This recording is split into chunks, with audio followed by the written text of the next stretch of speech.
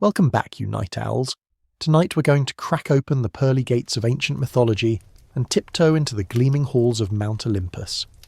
But fair warning, it's going to get weird. Not just lightning bolts and marble columns weird, more like you might never look at a swan the same way again weird. We're talking about Zeus, the king of the gods, the thunder slinger, the almighty sky daddy, and his positively unholy list of habits that would make even your most eccentric uncle seem tame. They probably won't survive this. So before you get comfortable, take a moment to like the video and subscribe, but only if you genuinely enjoy what I do here. And while you're at it, drop your location and the local time in the comments. I always love seeing who's joining us from across the globe. Now, dim the lights, maybe turn on a fan for that soft background hum, and let's ease into tonight's journey together. Clouds swirl, stars shimmer like spilled glitter, and atop the highest peak in Greece, Mount Olympus rises like a jagged crown. Its summit pierces the heavens, and supposedly, if you squint just right and ignore modern science, you might catch a glimpse of divine architecture glinting behind the mist. Marble halls, endless gardens, ambrosia fountains, it's the celestial equivalent of a billionaire's resort. And seated on a ridiculous golden throne, flexing his deltoids and probably smirking like he just posted another thirst trap, is Zeus. To outsiders, Zeus embodies divine authority. He commands the weather, hands down godly judgments, and makes more executive decisions than a caffeinated CEO. But behind that majestic facade is a being whose habits could fill an ancient version of a tabloid. Think, sky god caught wooing again, this time as a tree. Or, immortal ruler accused of turning exes into wildlife, experts alarmed. If Olympus had a human resources department, it would have combusted centuries ago. Let's start with the basics. Zeus wasn't born into royalty, far from it. His family tree was more tangled than a pair of earbuds after a day in your pocket. His father, Cronus, was a titan, a generation of primordial deities who were less about grace and more about raw power and bad parenting. You see, Cronus had a bit of a fear issue, mainly the fear of being overthrown by his own children. Classic self-fulfilling prophecy. So every time his wife Rhea gave birth, Cronus swallowed the newborn whole. No bib, no warning, just gulp. 1 baby, 2 babies, 5. Down they went into his stomach like divine hors d'oeuvres. But when Zeus was born, Rhea had finally had enough of playing maternity roulette. Instead of handing over the real baby, she wrapped a rock in swaddling cloths and gave that to Cronus. And because Cronus apparently wasn't big on chewing or double-checking, he downed the rock and patted his belly like it was just another Tuesday. Meanwhile, little Zeus was spirited away to a secret cave on the island of Crete, where he was raised in secrecy by a group of nymphs, a magical goat named Amalthea, and a troupe of armoured dancers called the Curetes, who banged their spears and shields to mask the baby's cries. That's right, a baby god was hidden from a cannibalistic dad using a choreographed dance crew and goat milk. Historians still argue whether this setup qualifies as childcare or just the first Greek rave. Eventually, Zeus grew up, matured into a strong young god, and decided it was time for a bit of cosmic revenge. With a little help from his first wife Metis, who conveniently knew a thing or two about poisons, Zeus tricked Cronus into vomiting up his siblings, Hestia, Demeter, Hera, Hades, and Poseidon. Yes, they'd been living in his belly all this time. Yes, that's about as pleasant as it sounds. You can only imagine the family therapy sessions afterward. With his siblings by his side, Zeus led a rebellion against the Titans that raged across the cosmos in a 10-year brawl known as the Titanomachy. It was like the biggest, loudest family argument ever, complete with boulders being hurled, mountains cracking, and the sky nearly splitting in two. Eventually the Olympians triumphed, and the Titans were banished to the gloomy depths of Tartarus, an underworld so bleak it makes a windowless office look like a tropical paradise. Now, the king of the gods, Zeus planted himself on the throne atop Olympus and began dishing out cosmic justice. His brothers got domains of their own. Poseidon ruled the sea, Hades ruled the underworld, and Zeus ruled the sky, which came with perks like lightning bolts and dramatic entrances. But with great power came very little responsibility, apparently. While he could hurl storms and sentence titans to eternal torment, Zeus's daily habits left something to be desired. For one, he had a thing for transforming himself into animals to seduce mortals. That'll get its own section later, but let's just say the guy couldn't stick to normal dating apps. He also had an appetite for drama, always inserting himself into mortal affairs, stirring wars, or playing matchmaker with all the subtlety of a wrecking ball. And let's not forget his taste in food. Ambrosia and nectar might sound classy, but ancient accounts suggest the gods weren't above nibbling on roasted oxen, honey cakes, and the occasional animal sacrifice. Picture a royal banquet with flaming meats and heavenly mead flowing like soda at a teenage sleepover. But one thing's certain, Zeus didn't clean up after himself. In fact, myths are suspiciously quiet on who had to sweep the divine halls or scrape off the offerings gone stale. Maybe that's what demigods were for. There's a less spoken detail about the gods on Olympus. They weren't particularly hygienic. They bathed, sure, usually in sacred springs or waterfalls glowing with divine light, but they didn't exactly invent toothpaste or deodorant. Some myths even mention the lingering scent of lightning that followed Zeus wherever he went, a mix between fresh rain and burnt toast, depending on how generous the storyteller was feeling. But even with all this divine messiness, Zeus had charisma in droves. He was tall, broad-shouldered, with curling hair and a thunderbolt-shaped jawline that screamed authority issues. Artists often painted him with a regal beard and a gaze that said, "I might smite you, but you'll still think I'm cool." That charisma, mixed with unchecked power, made him both revered and feared. Temples were built in his honour across Greece, from the grand sanctuary at Olympia to the oracle-laden precincts at Dodona. Priests interpreted the rustling of oak leaves as Zeus's voice, which honestly seems a bit passive-aggressive for a weather god. Like, if you've got thunderbolts, why whisper through trees? Of course, not everyone adored him. His wife Hera, queen of the gods, had more reasons than anyone to be sceptical of his divine nonsense. Their marriage was less happily ever after and more mutual hostage situation. But we'll dig into their volcanic love life in a later section. It deserves its own pedestal of awkwardness. Still, despite, or maybe because of, his flaws, Zeus became the template for all future rulers. Roman emperors worshipped him under the name Jupiter, and Renaissance artists painted him as the ultimate patriarch. Even today his name crops up in everything from video games to perfume ads. There's just something about a flawed sky god that sticks, and maybe that's the point. Zeus wasn't polished or perfect. He wasn't even particularly ethical, but he was powerful, complicated, and deeply, almost hilariously human.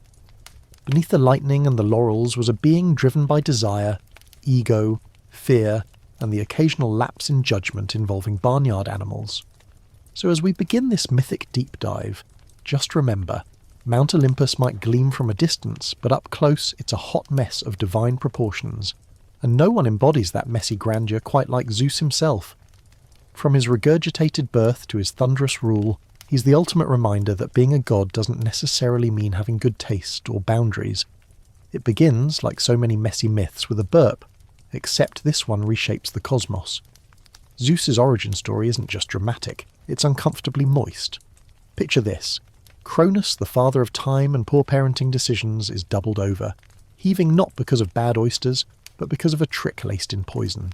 With a groan that echoes through the heavens, he throws up not only 5 fully grown gods, but also a smooth rock wrapped in cloth, slick with divine bile.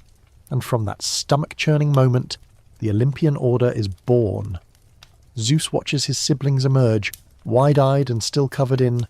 well, we won't describe it too closely because bedtime. But imagine being vomited into existence and then being told, "Congrats, you're the goddess of the hearth now." That's Hestia's deal. Talk about a rough first day. Despite the less than hygienic circumstances, this dramatic family reunion becomes the spark for revolution. Together, Zeus and his siblings challenge the Titans in what becomes the ancient world's most explosive civil war. Now known as the Titanomachy, it's less of a structured military campaign and more of a cosmic food fight with boulders, fire, and the occasional sentient mountain getting thrown around like dodgeballs. But Zeus doesn't just fight with brute strength. He's cunning.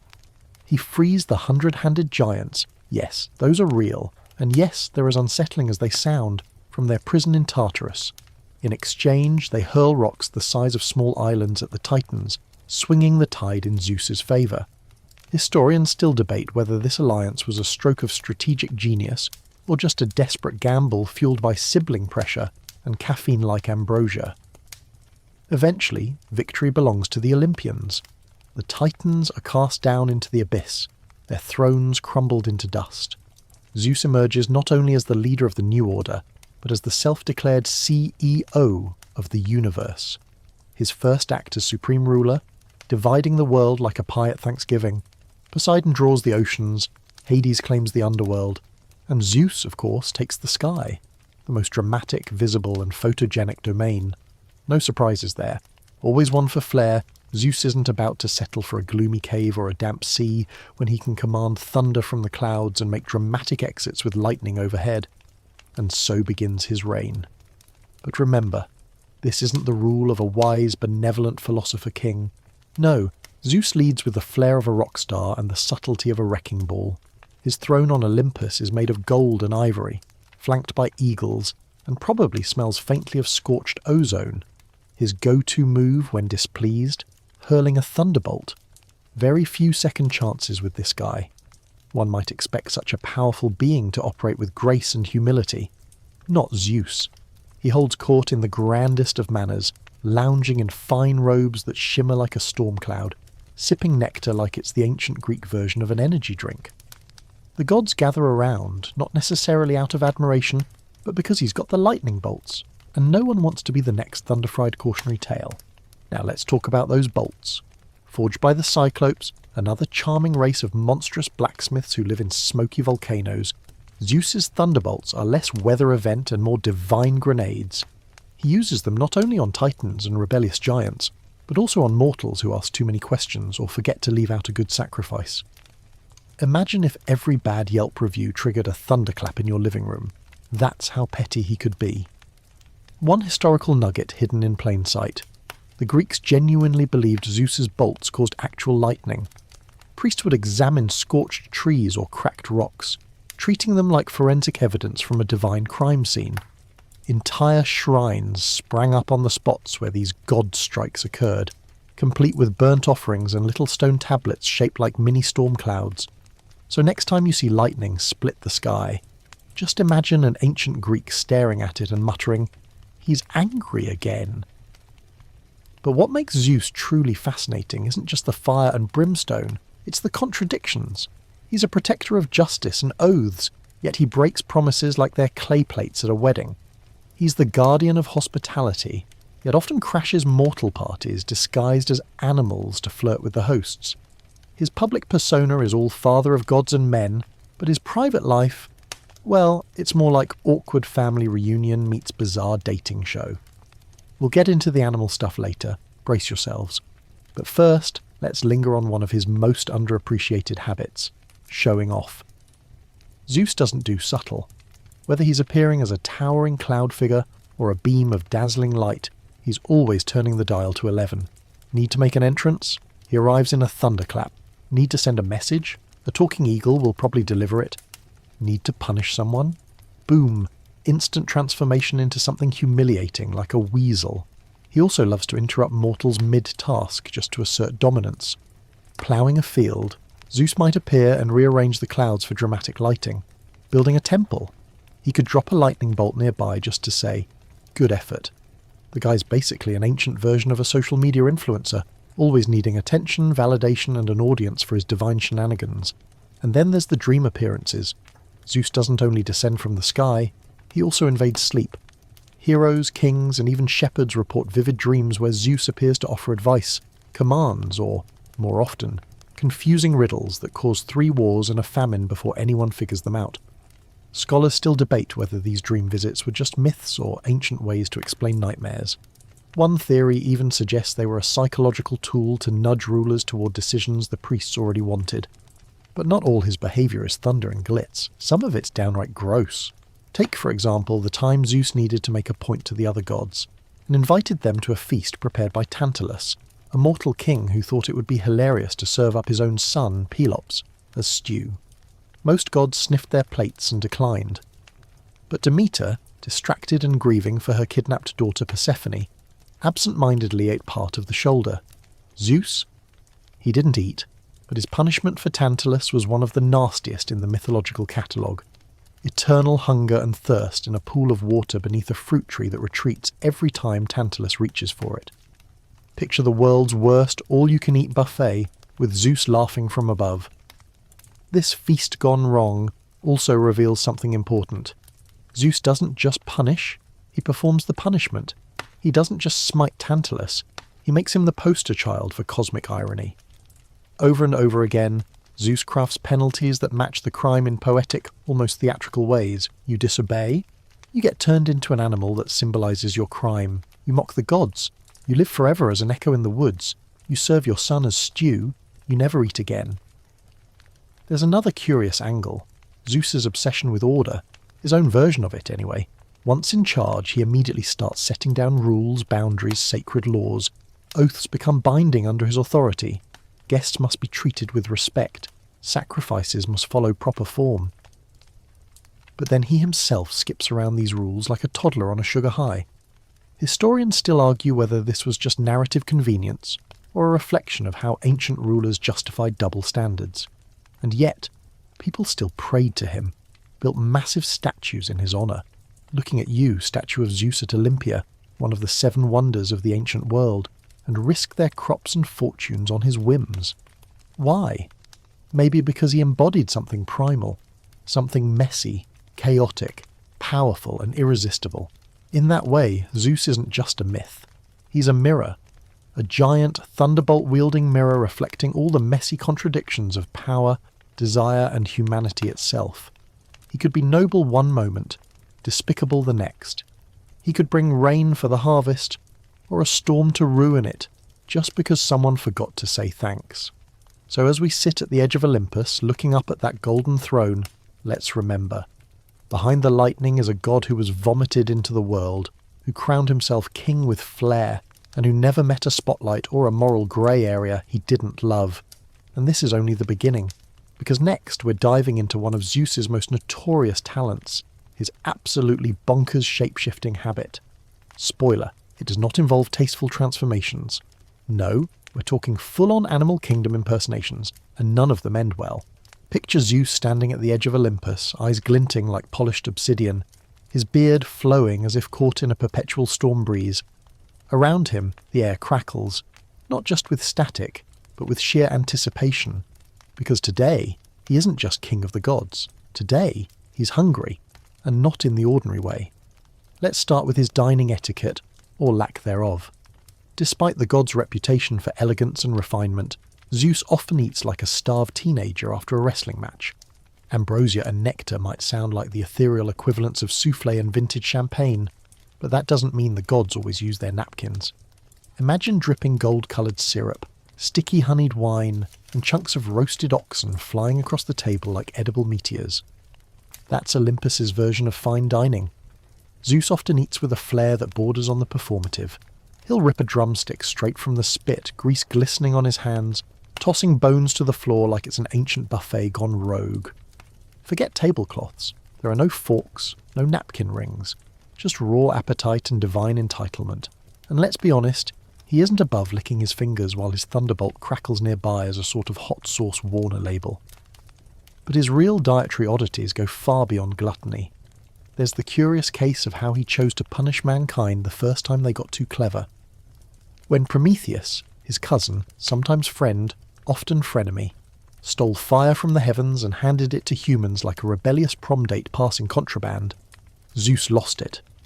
Not only did he chain Prometheus to a rock where an eagle would peck at his liver daily, which if you're counting regenerates nightly, he also cursed mankind with a gift wrapped in irresistible packaging. Enter Pandora, the first woman sculpted from clay and breathed into life by the gods. She arrives with a lovely jar. Yes, jar, not box. That mistranslation is history's version of autocorrect, and a strict order not to open it. Of course, curiosity gets the better of her, and outpour all the ills of humanity. Disease, jealousy, taxes, boy bands. Okay, not boy bands, but you get the idea. And somewhere in the haze of all this, Zeus's divine dinner table doesn't look so appetizing anymore. See, the gods didn't just feast for fun. The act of eating was deeply symbolic. In ancient Greek ritual, the fat and bones of sacrificed animals were burned for the gods, while humans got the tastier meat. This division was, according to myth, another one of Prometheus's tricks. He presented Zeus with 2 offerings, one that looked tasty but hid bones, and another that looked unappealing but held real meat. Zeus, being predictable, chose the prettier pile, and ever since he's held a petty grudge about barbecue etiquette. Zeus, as per usual, retaliated not with forgiveness, but with thunder and famine. He punished humans by removing fire until Prometheus stole it back, igniting a never-ending feud that cost several livers and a whole lot of dramatic sky yelling. Scholars still argue whether this was meant to reflect moral failings or simply to show Zeus's hair-trigger temper. Either way, dinner with Zeus comes with drama. Even more eyebrow-raising are Zeus's mid-meal distractions. Sometimes he doesn't even finish his meal because he spots a mortal that catches his divine eye. Yes, even during banquets he'd vanish mid-bite, eyes glazed over, probably mumbling something like, "Is it me? Or did that shepherd girl just glow?" Cue thunder, transformation, and another myth that ends with someone hiding in the forest wearing a new animal skin. Then there's the time he hosted a banquet of reconciliation after one of his more devastating fits. A peace feast, if you will, the idea. The get the gods and mortals back on good terms. The menu was extravagant. Boar roasted over laurelwood fires, honey-drizzled figs, fish so fresh it probably still had regrets. But just before dessert, Zeus decides to test a few attendees for piety. Disguised as a beggar, as you do, he wanders from table to table, watching who offers him food and who turns up their nose. Those who ignore him, cursed. Those who share their food, blessed.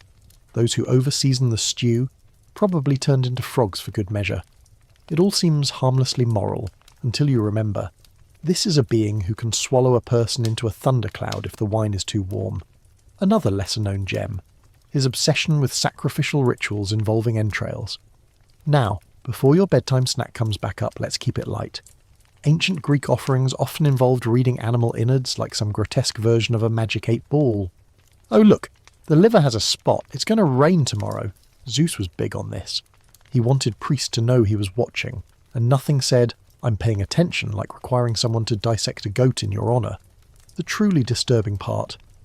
Sometimes, he responded, lighting fires in response, sending an eagle, or making a loud noise that left everyone guessing whether it was approval or indigestion.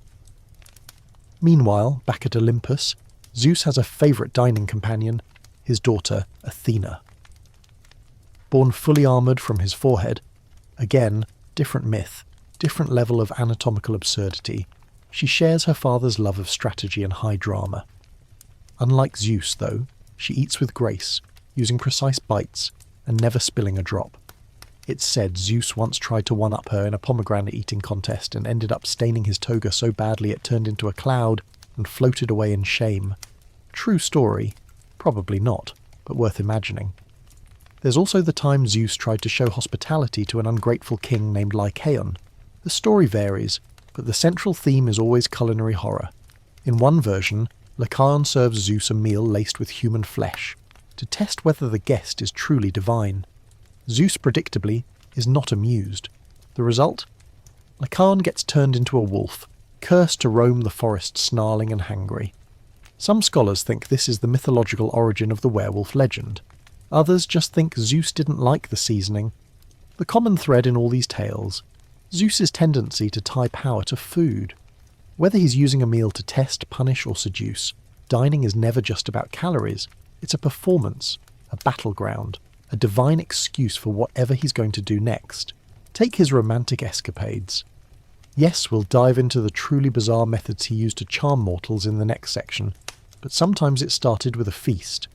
A dazzling banquet, a flirty comment, a suspiciously glowy wine goblet, and boom, someone ends up pregnant with twins who are also horses.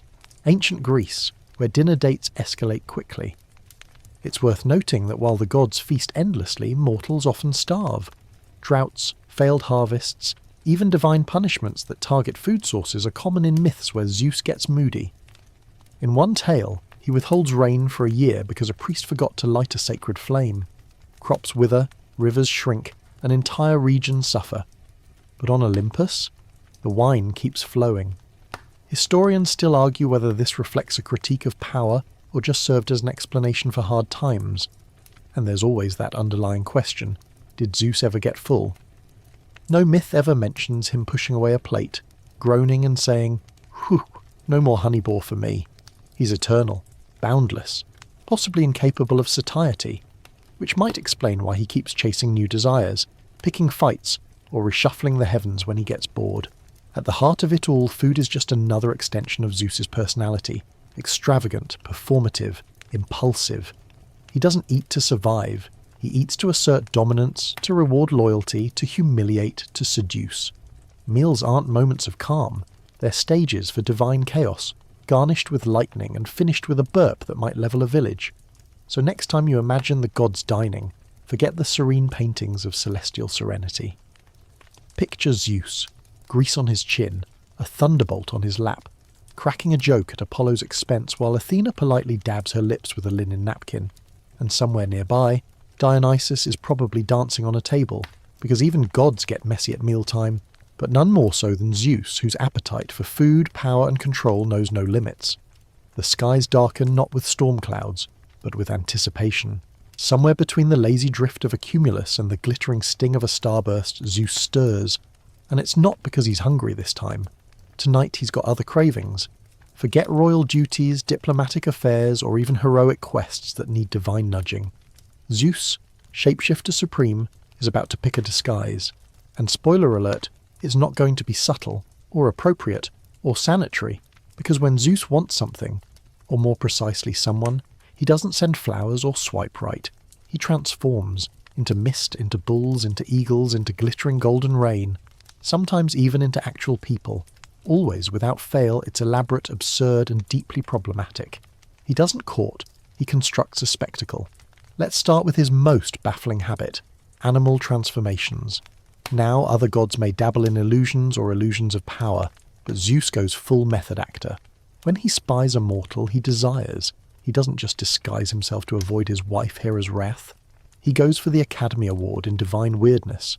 Take the time he transformed into a bull, not a metaphorical bull or a charming bull-headed man. No, an actual four-legged, snorting, muscle-rippling bovine.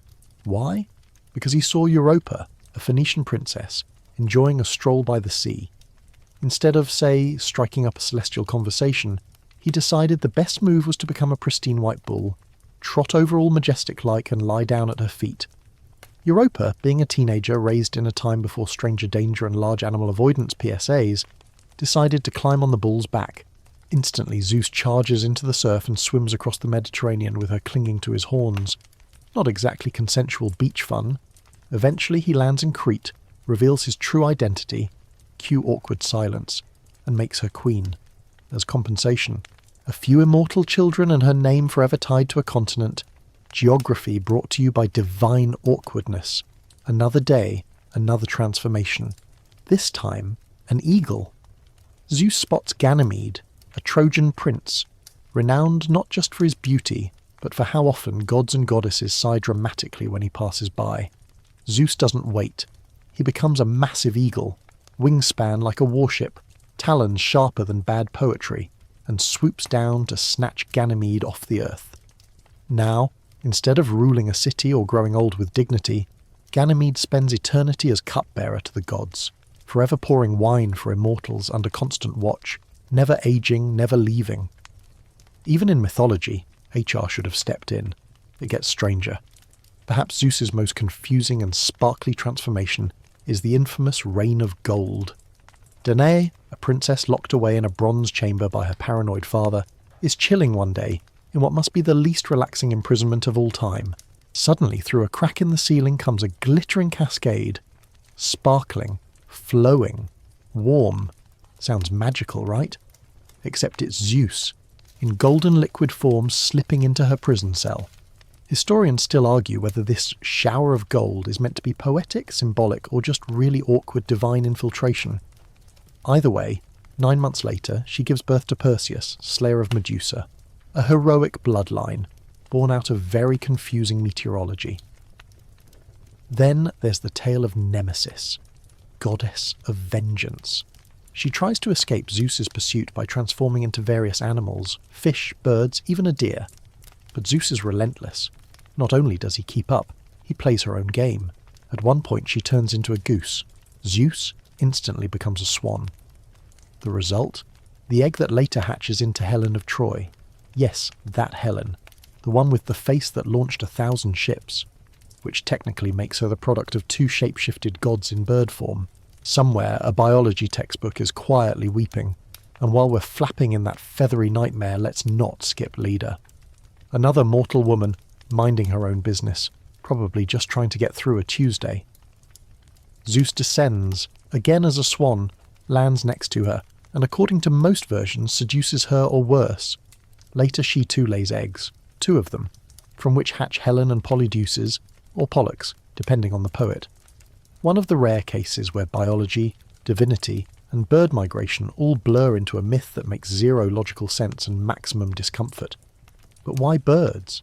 Why not just appear as a handsome man, a wandering bard, or a helpful shepherd?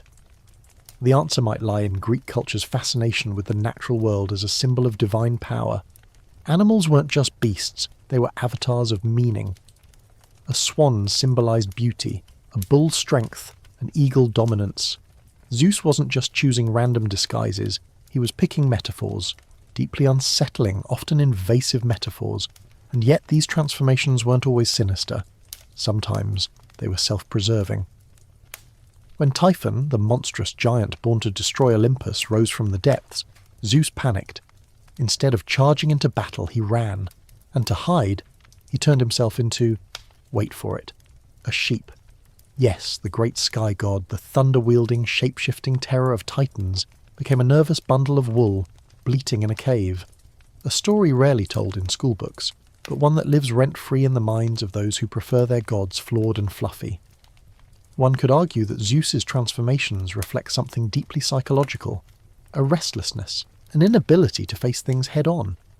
Why confront feelings or deal with Hera's justifiable rage when you can become a horse and gallop into the horizon? Why admit your flaws when you can glitter into a cloud and vanish like a magical humidifier? There's a pattern here. Zeus rarely stays himself when things get uncomfortable. Power for him isn't just control over others. It's the ability to become anything, to change form, change rules, rewrite reality in the blink of a divine eye. He doesn't break barriers, he oozes through them. But these habits have consequences. The world he creates is littered with strange offspring, confused mortals, and temples built out of fear as much as reverence. The boundaries between man and god, human and animal, blur to the point of absurdity. When your supreme deity routinely impersonates livestock to achieve romantic or escapist ends, your mythology stops being theology and starts sounding like improv night at a very strange zoo. And still people prayed to him, sacrificed goats in his honour, named cities after his children, not because he was noble or good, but because he was powerful, unstoppable. He could be a cloud one moment, a predator the next. You never knew what form he'd take. He might be the thunder outside your window or the stray dog watching you a little too closely. This unpredictability made Zeus terrifying, but also magnetic. He's not a moral example. He's a warning, a mirror of unfiltered want. If a god can become anything, then who are you to say what's safe? And it didn't stop with seduction. He used shape-shifting for power plays, for spying, for trickery. In one tale, he even transformed himself into Amphitryon, husband to Alcmene, just to be with her while her real husband was away. Let that sink in. He didn't disguise himself as a stranger. He became the man's exact duplicate. And Alcmene, thinking it was her husband, conceived Heracles, another demigod born out of deception. Even Hera, his long-suffering wife, wasn't safe. Sometimes he shape-shifted to trick her into forgiveness. Once, when she was furious and had locked herself away in the clouds, Zeus crafted a plan. He created a fake wedding procession, complete with animals, gifts, and a pretend bride, knowing her curiosity would drag her out to investigate. When she saw it was a ruse, she laughed despite herself and reconciled, for a time, until the next inevitable betrayal.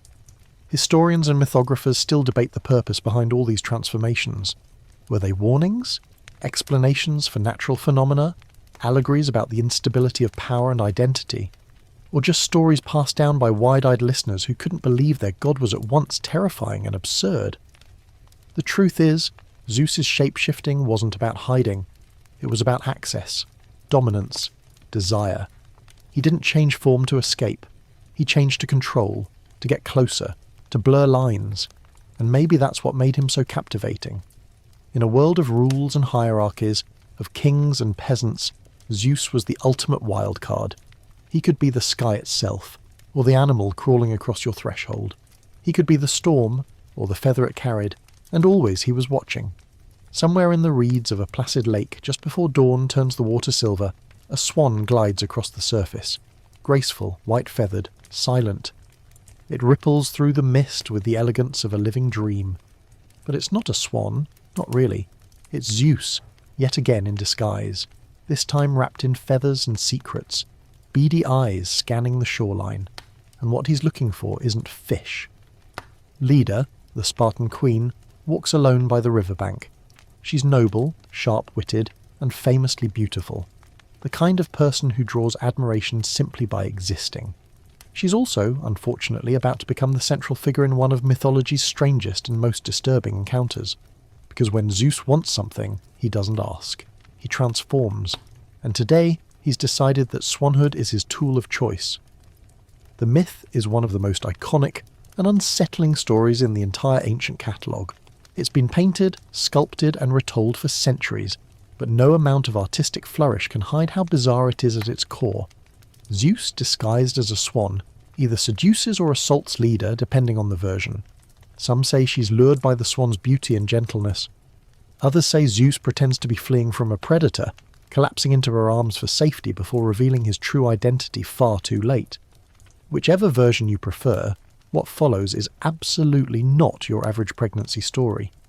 Leda ends up laying not one, but 2 enormous eggs. Yes, eggs. Because apparently mating with a swan necessitates avian biology. From those eggs hatch 4 children. Helen, yes, that Helen, Clytemnestra and the twins Castor and Pollux. The children have mixed paternity. Some are Zeus's, others are human husbands. The math? As scrambled as the eggs. This myth puzzled even the ancients.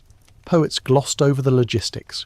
Artists leaned into symbolism, depicting swans as metaphors for purity, beauty, or divine intervention. But when you peel back the satin curtain, the reality is less elegant. Zeus turns into a bird, gets intimate with a human, and leaves behind a clutch of demi-divine hatchlings. Not exactly bedtime friendly. The story of Leda and the swan forces us to confront one of Zeus's most disturbing patterns, his use of transformation not as play, but as power. When you control the skies, when you can become anything, you stop needing permission, you stop facing consequences. Instead, you rewrite the rules, you alter biology, physics, even moral understanding. And this wasn't a one-time incident. Leda's story is only the most famous in a long list of avian encounters. One ancient rumour claimed that Zeus often flew as an eagle at night, not to hunt, but to spy on humans below. A divine voyeur perched in the clouds, watching and waiting. Whether this was symbolic or just ancient gossip is unclear, but the image lingers. There's also the tale of Aegina, a nymph whom Zeus kidnaps by transforming into an eagle and flying her to a deserted island. There, far from any watchful eyes, including Hera's, he takes her as his own. Their son becomes Aeacus, one of the future judges of the underworld, a noble fate born of a less than noble origin. In fact, Zeus's avian escapades go so far that some scholars theorize ancient Greeks associated bird-like traits, watchfulness, unpredictability, and eerie elegance with divine authority. And while many gods used animals as messengers or companions, only Zeus became them, fully, proudly, and unapologetically. But not all stories end with eggs and offspring. Sometimes the aftermath of Zeus's transformations is darker. Many of his lovers meet tragic fates, either cursed by Hera or undone by the burden of divine proximity. Semele, a mortal woman tricked into asking Zeus to show her his true form, is incinerated by his radiance. Her body cannot contain the sight of pure godhood. From her ashes, their unborn son Dionysus is rescued, sewn into Zeus's thigh to gestate. Yes, that's right, thigh pregnancy. Because when you're a sky god, anatomy is a suggestion. Other victims of his affections are turned into stars, trees, animals, anything to get them out of reach or hide them from Hera's wrath. Callisto, a nymph and follower of Artemis, is seduced by Zeus while he's disguised as Artemis herself. When Hera finds out, she turns Callisto into a bear. Years later, her son nearly kills her while hunting. Only a last-minute transformation by Zeus saves them both, by launching them into the sky as the constellations Ursa Major and Ursa Minor. Romantic? Maybe, if you're into emotional whiplash and spatial relocation, but Leda's story, swan and all, lingers because of its sheer absurdity wrapped in quiet horror. The elegance of the swan, the serenity of the lake, the sudden twist from pastoral calm to mythic chaos, it's everything ancient myth does best. Blend beauty with discomfort, wrap terror in feathers, force the listener to question what it means when gods act without checks. This story also marks a turning point, because it's not just about Zeus anymore, it's about legacy. The children born of these strange unions are rarely ordinary. Helen's beauty sets off the Trojan War. Clytemnestra becomes a notorious queen with a bloody legacy. Castor and Pollux become stars, literally immortalized as the Gemini constellation. So in a twisted way, Zeus's swan act shapes history. Love, war, betrayal, honor. They all stem from a single morning by a lake, when a god chose wings over words.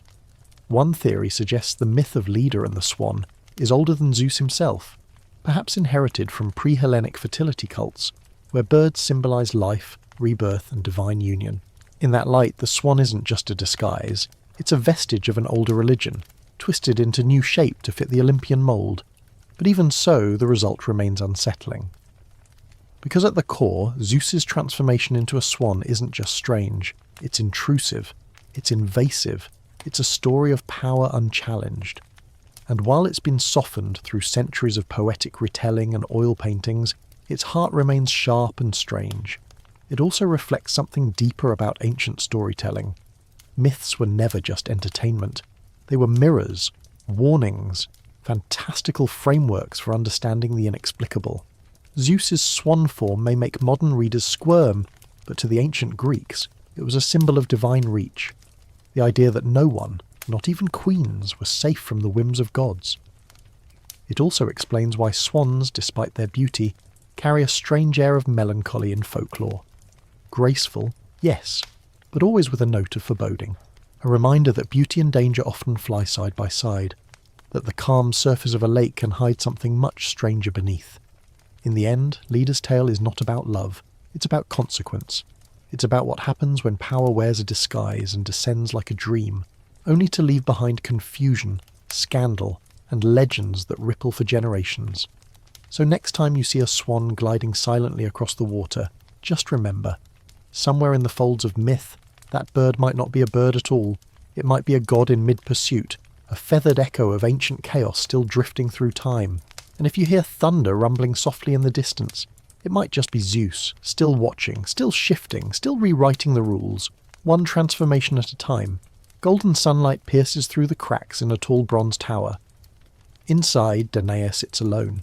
She's royalty, technically, the daughter of King Acrisius of Argos, but you wouldn't know it from her accommodations. Her room is less of a royal suite and more of a fortified prison cell. Smooth walls rise on every side, no windows, no doors, only a small slit in the ceiling, barely wide enough to let in light. And the reason for her confinement? Her father's fear. An oracle had told Acrisius that Danae's son would one day kill him, and so, like any perfectly rational ancient king, he decided the best course of action was to lock his daughter away forever, out of reach of suitors, sunlight, and freedom. Parenting circa 1500 BCE. Unfortunately for him, and for Danae, Zeus is about to pay a visit, and he doesn't knock. Now, most gods would simply barge in, break the door, melt the walls, call it a day. But Zeus, being Zeus, prefers style. He won't just descend from the clouds with thunder and bravado. No, this time he takes a more unorthodox approach. He becomes gold, literally. The myth says that Zeus, smitten with Danae's beauty, and perhaps enjoying the challenge, transforms into a shimmering rain of gold and slips through the narrow slit in the ceiling. Not metaphorical gold, not a dream or a vision, actual particles of divine golden rain. He flows like sunlight, gleaming and silent, cascading over her body like a spell. It's one of mythology's most symbolically loaded, least logically sound seductions. Scholars have debated this golden rain for centuries. Is it a metaphor for divine presence, an artistic euphemism for an intrusive act, or simply a poetic exaggeration meant to elevate a moment of raw violation into something fantastical? The interpretations are as varied as the versions, but the image persists. Danae, cloistered and alone, illuminated by a celestial downpour that is Zeus himself. Of course, 9 months later she gives birth to a boy, Perseus. Yes, that Perseus. Slayer of Medusa, rescuer of Andromeda, founder of Mycenae, and eventual grandfather to Heracles. One of Greek mythology's biggest names, born from a prison, fathered by a rain cloud, or, depending on how you read it, by ambition, cruelty, and a god's deeply unsettling idea of courtship. The story doesn't stop there. When Acrisius finds out Danae has given birth, he panics. In true ancient king fashion, he doubles down on bad decisions. Rather than admit his fortress plan failed, he places Danae and her newborn in a wooden chest and tosses them into the sea. A floating crib, bobbing in the Aegean. It's dramatic. It's desperate. It's almost certainly illegal in modern parenting guides, but the sea, ever fickle, spares them. The chest drifts to the island of Seriphos, where they're found by a kindly fisherman named Dictys. He raises Perseus like a son, and Danae is finally given peace. For a time. Until yet another man, Polydectes, the island's ruler, gets involved. He wants Danae for himself, of course, because in Greek myths, it seems no woman can go 10 minutes without being pursued by a powerful man with dubious motives. Perseus eventually defends his mother's honour by going on a quest to retrieve Medusa's head. You probably know that part. Winged sandals, shiny shield, decapitation, snakes. It's a heroic tale, but none of it happens without Zeus's golden visit. And that's the thing. This strange, sparkling seduction sets off a chain of events that ripple across mythic time. Danae's golden moment becomes the origin story of one of Greece's greatest heroes and the seed of future chaos. And still, we're left with the same uncomfortable question. Why golden rain? The ancients loved symbolism. Gold was purity, power, divine essence. To be showered in it was to be touched by greatness, or corruption, depending on your viewpoint. Zeus's golden form might have represented his divine status, or the idea that even confinement can't shield one from fate. But let's be honest, it's also weird. A god turning into precious metal dust to sneak into a prison tower isn't romantic. It's creepy, intrusive, and yet it's told over and over again as if it's a gift. It's also a masterclass in avoiding accountability. By becoming gold, Zeus doesn't have to confront Danae as himself. He doesn't ask, doesn't negotiate, doesn't reveal his face. He flows. He invades. He leaves her with a child and the weight of a divine encounter that no one can explain. It's like an ancient cosmic ghosting, with extra sparkle. This myth is especially unsettling when viewed through a modern lens. It's been sanitized in art, romanticized in poetry, and hung in galleries with lots of flowing fabrics and thoughtful expressions. But at its core, it's a violation. A reminder that Zeus doesn't need doors to get what he wants. He needs only form, any form. The tale also raises another important theme in Greek mythology, fate versus control. Acrisius tries to control his destiny by imprisoning his daughter. Zeus ignores all barriers and imposes his own fate. Danae, caught between divine desire and paternal paranoia, has no agency. And yet, from her womb comes Perseus, a hero who reclaims some of that lost power. Still, her story is often reduced to the setup for his. The woman who bore a hero, the mortal who caught Zeus's eye. Rarely is she portrayed as a protagonist in her own right, and that's a tragedy all its own. Because Danae's endurance, her survival, her resilience, her ability to protect her child even as the waves carried them into exile, is nothing short of heroic. And what about Zeus? Does he remember her? Visit? Offer help? Apologize? Of course not. Zeus rarely deals with the aftermath. He appears, transforms, impregnates, and exits. Then the myths follow his offspring, his legacy, his heroic sons. The women? They're often left behind, their stories closed with a single sentence. She bore a child. Yet Danae's myth endures. Artists return to it again and again. Maybe because the image of golden rain is so strange, so dreamlike, that it refuses to fade. Maybe because her isolation, her forced silence, speaks to something deeper, something timeless. The idea that beauty can be a prison, that power can arrive softly, like gold on the wind, and still destroy everything. One fringe theory even suggests the golden rain was never Zeus at all, but a metaphor for a meteor shower, a comet, or celestial light. That Danae's child was a divine figure born of the stars themselves, not of seduction. It's poetic, it's hopeful, and unfortunately almost definitely not what the ancient poets meant. But still, it's nice to imagine that in one version of the story, Danae was chosen by the universe, not just used by a god. Others believe the golden rain was a coded reference to fertility rituals, an allegory for life breaking through confinement, for divine essence seeping through the cracks of mortal structures. In this view, Zeus is less of a figure and more of a force, nature, destiny, the unstoppable flow of creation. Again, poetic. But still wrapped in the unsettling image of a woman being rained on by something she didn't ask for. The paradox of Danae's story is that it's both central and peripheral. Without her there is no Perseus, no Medusa slaying, no sea monster rescue, no heroic lineage, but her role is passive, reactive, shaped by the whims of others, and that, perhaps, is the deepest tragedy. To be touched by a god and remembered only for what the god left behind. So next time someone waxes poetic about the beauty of golden rain or the birth of Perseus, remember Danae, trapped in her bronze tower, watching the sunlight flicker through the ceiling crack, unaware that her life is about to change forever. Not by choice, not by miracle, but by intrusion wrapped in glitter. Somewhere on the shores of ancient Sparta, the morning mist hangs low over the riverbanks, curling like smoke around reeds and stones. A strange silence stretches over the water, broken only by the quiet lapping of currents and the occasional flap of distant wings.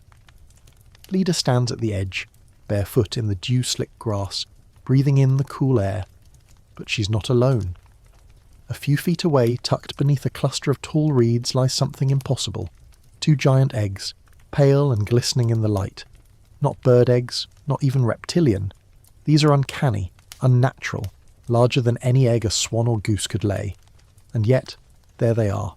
One of the most bizarre and eyebrow-raising footnotes in Greek mythology has just cracked into existence.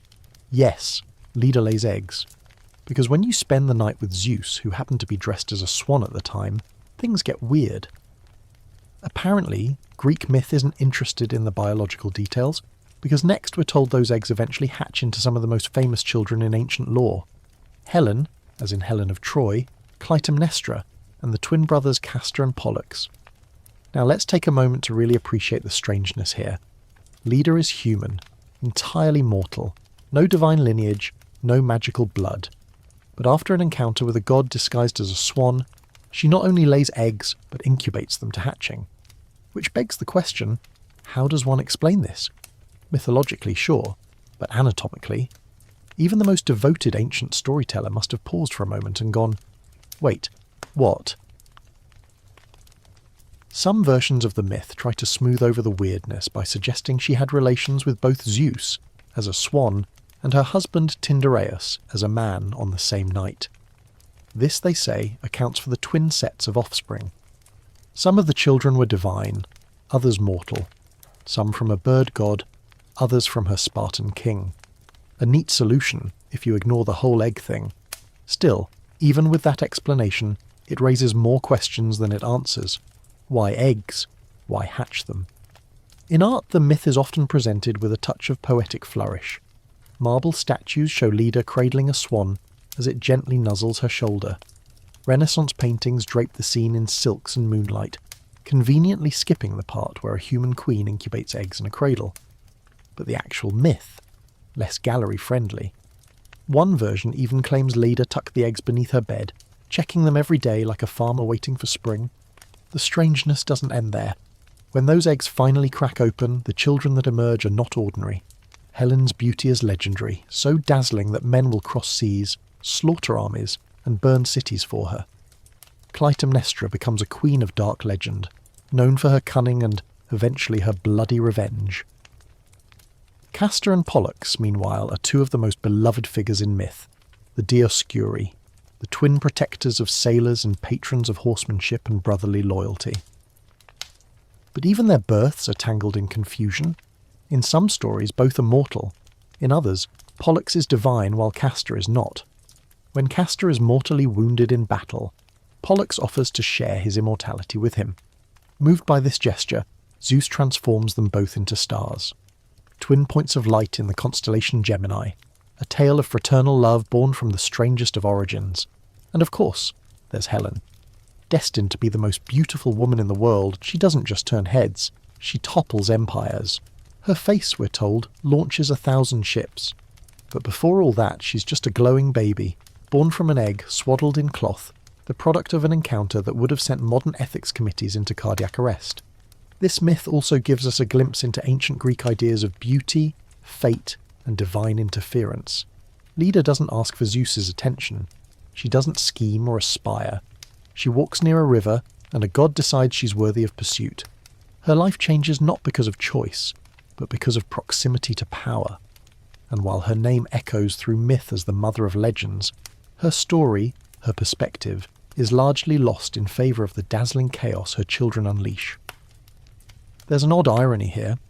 Leda is mostly remembered not for her rule as queen or her wisdom, but for being a vessel, a biological curiosity, a plot point.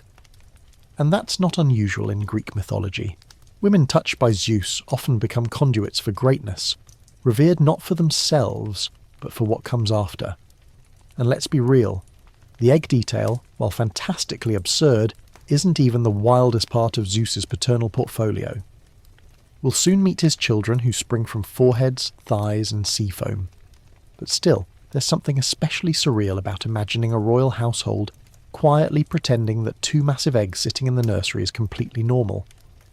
You can almost picture the palace servants exchanging glances. So, do we turn them, one whispers? Do we warm them, get her a nest? And then, one day, they crack open, and out steps Helen, glowing like moonlight, and suddenly everyone's pretending this has been the plan all along.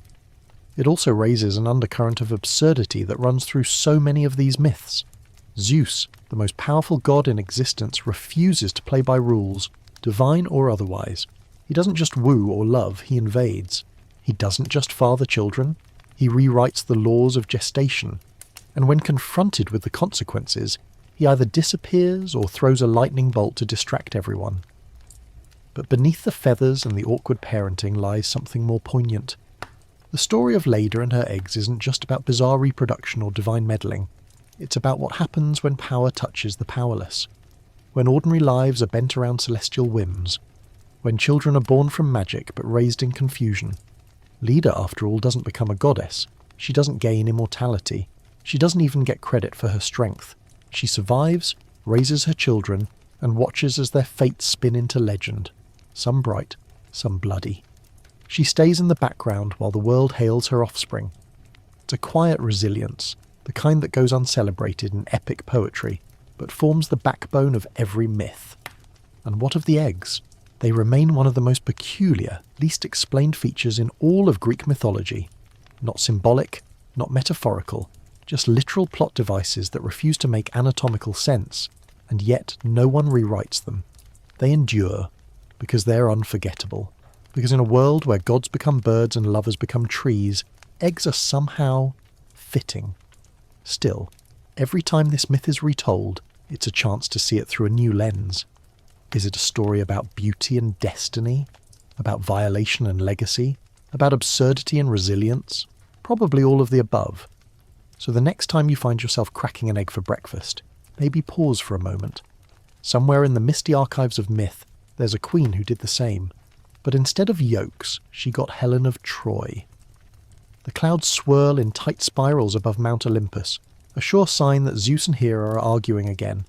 Not just bickering, not a disagreement over divine logistics or whose turn it is to bless a harvest.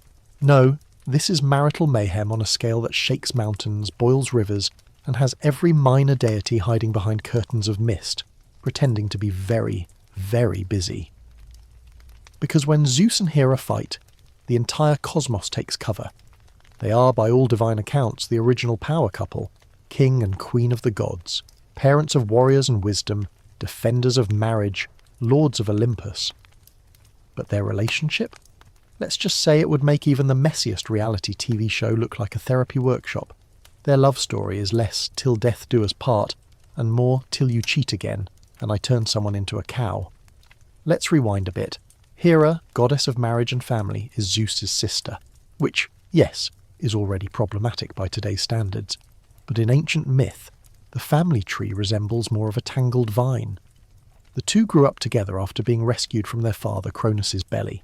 And while Hera was known for her dignity and intelligence, Zeus saw her as a challenge, a prize to be won, courted, and eventually worn down. In the myths, Zeus first attempts to woo her with charm, which goes about as well as you'd expect. Hera isn't impressed. She resists him for years. So Zeus, in true Zeus fashion, comes up with a trick. He transforms himself into a helpless, shivering cuckoo bird and perches outside her window during a storm. Hera, ever compassionate, takes the poor creature inside and cradles it to her chest for warmth. Cue sudden transformation. Zeus reappears in full divine glory and declares his undying love. Hera, caught off guard and already physically entangled with him, is now compromised by ancient standards. The result? She agrees to marry him. The wedding is grand, the divine guest list stellar, and the honeymoon is said to have lasted 300 years. But the honeymoon phase, as you might imagine, does not last. From the start, Zeus's wandering eye tests their union. He pursues mortals, nymphs, and occasionally abstract concepts turned into personified beings. Hera, goddess of fidelity, is constantly humiliated by his infidelities.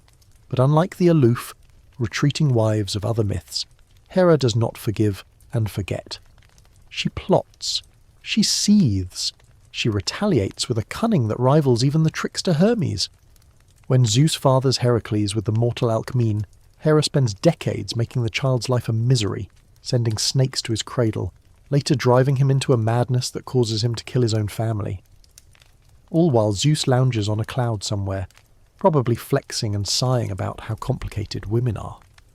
Then there's Io. Poor Io. A priestess of Hera, no less, who catches Zeus's attention. He seduces her. Again, the details vary from consensual to divinely coerced. But when Hera begins to suspect something's up, Zeus transforms Io into a white cow. Not a glamorous horse or majestic eagle, a cow, with big brown eyes and no way to protest. Hera, not fooled for a second, asks Zeus for the cow as a gift. Cornered, he agrees. She ties Io to a tree and appoints Argus, a giant with 100 eyes, to guard her. It's a cruel kind of custody battle. Eventually Zeus sends Hermes to lull Argus to sleep and slay him, freeing Io. Hera, in a stroke of poetic flair, places Argus's eyes on the tail of her sacred peacock, turning tragedy into iconography. Then there's Semele, the mortal who becomes pregnant with Dionysus. Hera tricks her into asking Zeus to reveal his true form. He complies, radiating lightning, glory, and the raw force of the divine, and she burns to ash. Again, Zeus swoops in to save the fetus, sewing Dionysus into his thigh for incubation, because nothing says responsible fatherhood like becoming a walking uterus. And what about Callisto, another victim of Zeus's relentless transformations, this time disguised as Artemis to trick the maiden? When Callisto becomes pregnant, Hera doesn't punish Zeus. She punishes Callisto, turning her into a bear and exiling her. Later, Zeus tosses her into the sky as a constellation, as if that makes up for anything. This pattern repeats like divine clockwork. Zeus seduces or deceives. Hera lashes out, not at him, but at the women, often with curses, transformations, or exile. To modernize, it feels backward. Shouldn't she blame him? Shouldn't he face consequences? But in myth, Hera is trapped in a cosmic catch-22. Queen of the gods, yet stripped of the power to restrain her husband. So she controls what she can, his trail of chaos. And yet, despite the heartbreak and fury, she stays. She reigns beside him, queen of Olympus, thunderous in her own right. Some myths suggest she even matches his cunning, outwitting him with tricks of her own. In one legend, she leads a rebellion among the gods to overthrow Zeus. They bind him while he sleeps, planning to strip him of power. But Thetis, the sea goddess, calls for help, and Zeus is freed. Furious, he hangs Hera by her wrists with anvils tied to her feet as punishment. The image is haunting, divine abuse disguised as discipline. It's one of the darker corners of myth, rarely painted or celebrated.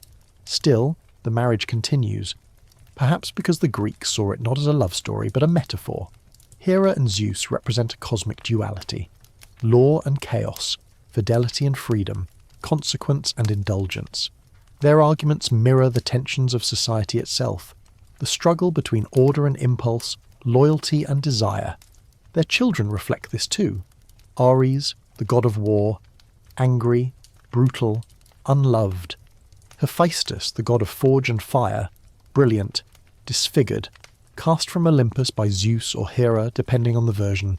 Hebe, goddess of youth, and Eileithyia, goddess of childbirth. Each child embodies a fragment of their tumultuous bond: violence, craft, rejuvenation, creation. And while Zeus's extramarital exploits fill volumes, Hera's are few. Some rare myths whisper of secret lovers or retaliatory affairs, but these are quickly dismissed or punished in the narratives. She's held to a standard Zeus never meets, the double standard of the divine. There's a strange kind of resilience in Hera, spurned, mocked, feared, but never broken. She remains regal, vengeful, formidable, and despite everything, she doesn't step down. She holds her throne. She reclaims her dignity again and again, even when it's dragged through the mud of Olympus's tabloids. One could argue that their relationship is the mythological precursor to every toxic couple trope. The hot-headed husband, the sharp-tongued wife, constant betrayal and emotional pyrotechnics. But there's something more elemental beneath the surface. Something that kept storytellers coming back to them century after century. Perhaps it's because Hera and Zeus represent not just a marriage, but the contradictions of existence. Love and power, devotion and fury, betrayal and permanence. They are not meant to be envied. They're meant to be understood, warped reflections of the people who imagined them. And so, the storms above Olympus never quite clear. One moment, laughter rings across the sky. The next, thunder rumbles like a slammed door. Somewhere, Zeus is flirting. Somewhere, Hera is plotting. And in the halls of the gods, every minor deity quietly slips away before they're pulled into the latest marital meltdown. Because when gods fight, there's no hiding it. And when these two fight, it echoes for eternity. A hush falls over the meadows near the banks of the Nile. The reeds sway gently in the wind, unaware of the tragedy unfolding just a few steps away. Io, once a priestess of Hera's temple, now grazes nervously in the tall grass. Not by choice, not in her own body. Her hooves clatter against the stones and her wide, bovine eyes scan the horizon. Because Io isn't just a cow now. She's a woman trapped in a cow's form, branded by divine paranoia and punished not for what she did, but for whom she attracted. Zeus saw Io first in her human form, beautiful, graceful, loyal to Hera. And of course, that only made her more appealing. He pursued her with the same relentless curiosity he applied to everything that wasn't nailed down. But this time, Hera suspected something was up. Zeus, ever the improviser, tried to cover his tracks by turning Io into a cow and casually pretending she was just a random, unusually attractive heifer that wandered by. Hera, who by this point probably had a weekly bingo card labelled Zeus's Lies, didn't buy it, but she played along. "Lovely cow," she said sweetly. "Can I have her?" Zeus, boxed in by his own nonsense, had no choice but to say yes. And so began one of the strangest long-term surveillance operations in mythology. Hera tethered Io to a tree and assigned Argus Panoptes to guard her. Argus, the all-seeing giant with 100 eyes scattered across his body, was the ultimate divine security system. Some of his eyes always stayed open, even in sleep, watching, waiting. A living CCTV camera in the service of a goddess whose trust had long since been ground to dust. Io, still trapped in her animal form, could do nothing but wait. Her only solace was the occasional whisper of wind, the soft rattle of reeds, and the fading memory of what it once felt like to be human. The indignity of grazing, of swatting flies with her tail, of being patted on the head by villagers who thought she was just an exceptionally anxious cow. It wore on her. But Zeus, not one to let his poor decisions fester unattended, decided to act. He sent Hermes, the fleet-footed trickster god, to deal with Argus, and Hermes, clever as ever, arrived disguised as a shepherd. carrying a lyre and a storybook voice. He played music, told tales, and lulled Argus into a deep final sleep. When the last of Argus's eyes closed, Hermes struck. Argus fell, and Io was finally free. Well, sort of, because Hera, in a fit of sorrow and rage, took all 100 of Argus's eyes and placed them on the tail of her sacred bird, the peacock. That's why peacocks today have those eyes on their feathers, each one a silent vigil to the sentinel who once watched Io suffer. And Io's suffering wasn't over. Hera unleashed a gadfly, a tiny, relentless insect that tormented her day and night, buzzing in her ears, biting her flanks, driving her into madness. Io wandered across the known world in her cow form, pursued by that cursed insect, crossing mountains, seas, and deserts. Everywhere she went, she left behind legends and place names: the Ionian Sea, the Bosphorus, literally cow crossing, and dozens more. It's one of the longest road trips in myth, made more surreal by the fact that it's being undertaken by a traumatized cow.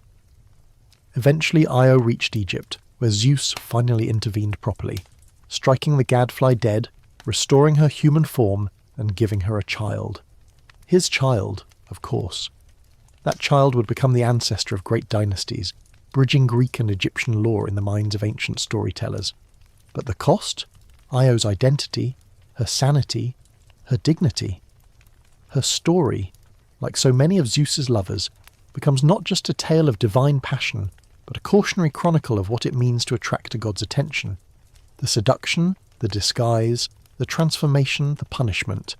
These are the beats of a grim melody that plays on repeat in Greek mythology. And here, Hera's role is complex. She's often portrayed as jealous, vengeful, and cruel, but it's easy to forget that she too is caught in a system stacked against her. A queen expected to uphold marriage while her husband tears it apart. A goddess of fidelity mocked by every fresh betrayal. With no power to control Zeus himself, she redirects her fury at the women in his orbit, many of whom never asked for his attention. It's not fair, not noble, but deeply human. Hera is the eternal enforcer of a broken contract, punishing the symptoms because the source is untouchable. Io's tale also reveals another favourite motif of Zeus, transforming others to hide his tracks. He turns women into cows, men into animals, nymphs into trees. It's a divine form of erasure, changing the very shape of a being to escape guilt. Transformation becomes not just a power, but a weapon. In a lesser-known version of the myth, Io, even after returning to her human form, carries a mark on her body, something bovine that never fades. A subtle reminder that no amount of divine intervention can undo the scars of divine trespass. That transformation, even when reversed, leaves echoes. There's something poetic and tragic in Io's wanderings. She becomes an unwilling explorer, charting the ancient world in hoofprints and pain. The map of her suffering becomes the map of future civilizations. Her myth explains geography, sea routes, cultural exchange. But the price is her peace. And yet, her story doesn't end in tragedy. In Egypt, she becomes revered. Some myths claim she is worshipped as the goddess Isis, folded into Egyptian theology as a powerful divine mother. Others say she marries a local king and becomes queen. Either way, she survives. Not unscarred, not unburdened, but unbroken. And that's rare in these myths. Most women touched by Zeus are forgotten, mourned, or obliterated. Io endures. Her name lasts. Her path leaves a trail. Even in transformation, she carves her own myth. But the tale raises questions that ancient Greeks probably didn't have full answers for. Why does Zeus continue these pursuits knowing the destruction they cause? Why doesn't Hera punish him directly? Why do so many of these stories end in transformation instead of justice? One fringe theory suggests these myths weren't just about gods and mortals, but about explaining trauma, personal and cultural. Transformation becomes a metaphor for surviving violation. Being turned into a cow, a tree, or a river is a way of continuing when speech and agency have been taken. A silent survival, a redefinition. Another interpretation sees Hera and Zeus's power struggle as a cosmic metaphor for nature itself. Storms and seasons, growth and destruction, desire and restraint. Io becomes the weathered earth, trampled and tormented by skybound forces beyond her control, yet always regenerating. Regardless of interpretation, her story lingers. You can still see her name etched into ancient maps, hear her tale whispered along coastlines where cows should never have wandered. A mythic breadcrumb trail for those who listen closely to the land. And somewhere, in the glittering feathers of a peacock, Argus's eyes still blink open, remembering, watching. Waiting for the next time a god forgets the cost of his whims. A soft breeze stirs the gardens of Olympus. The marble columns glow with the fading gold of twilight, and the scent of ambrosia drifts through the air like a promise. The gods are gathered in scattered conversation, laughter echoing off stone and sky. But Zeus is distracted. His eyes are fixed on the earth below, not in rage or judgment, but in something far stranger. Admiration, or perhaps obsession. Because he's watching a boy, a shepherd, a prince, a mortal named Ganymede. In the green hills of Troy, Ganymede tends sheep with the casual grace of someone who doesn't yet know they're being watched by immortality. His beauty, we're told, is unmatched, radiant and serene, with the kind of youthful charm that poets spend careers trying to describe. And Zeus, never known for restraint, decides he must have him. Not for romance, not for a fleeting moment, but to keep. In a moment that's been retold in every shade from sacred to scandalous, Zeus descends in the form of a giant eagle. The air splits with the beat of wings, and before Ganymede can scream or flee, he's lifted from the earth. His feet dangle over mountaintops, the sheep scatter, the sky swallows him whole.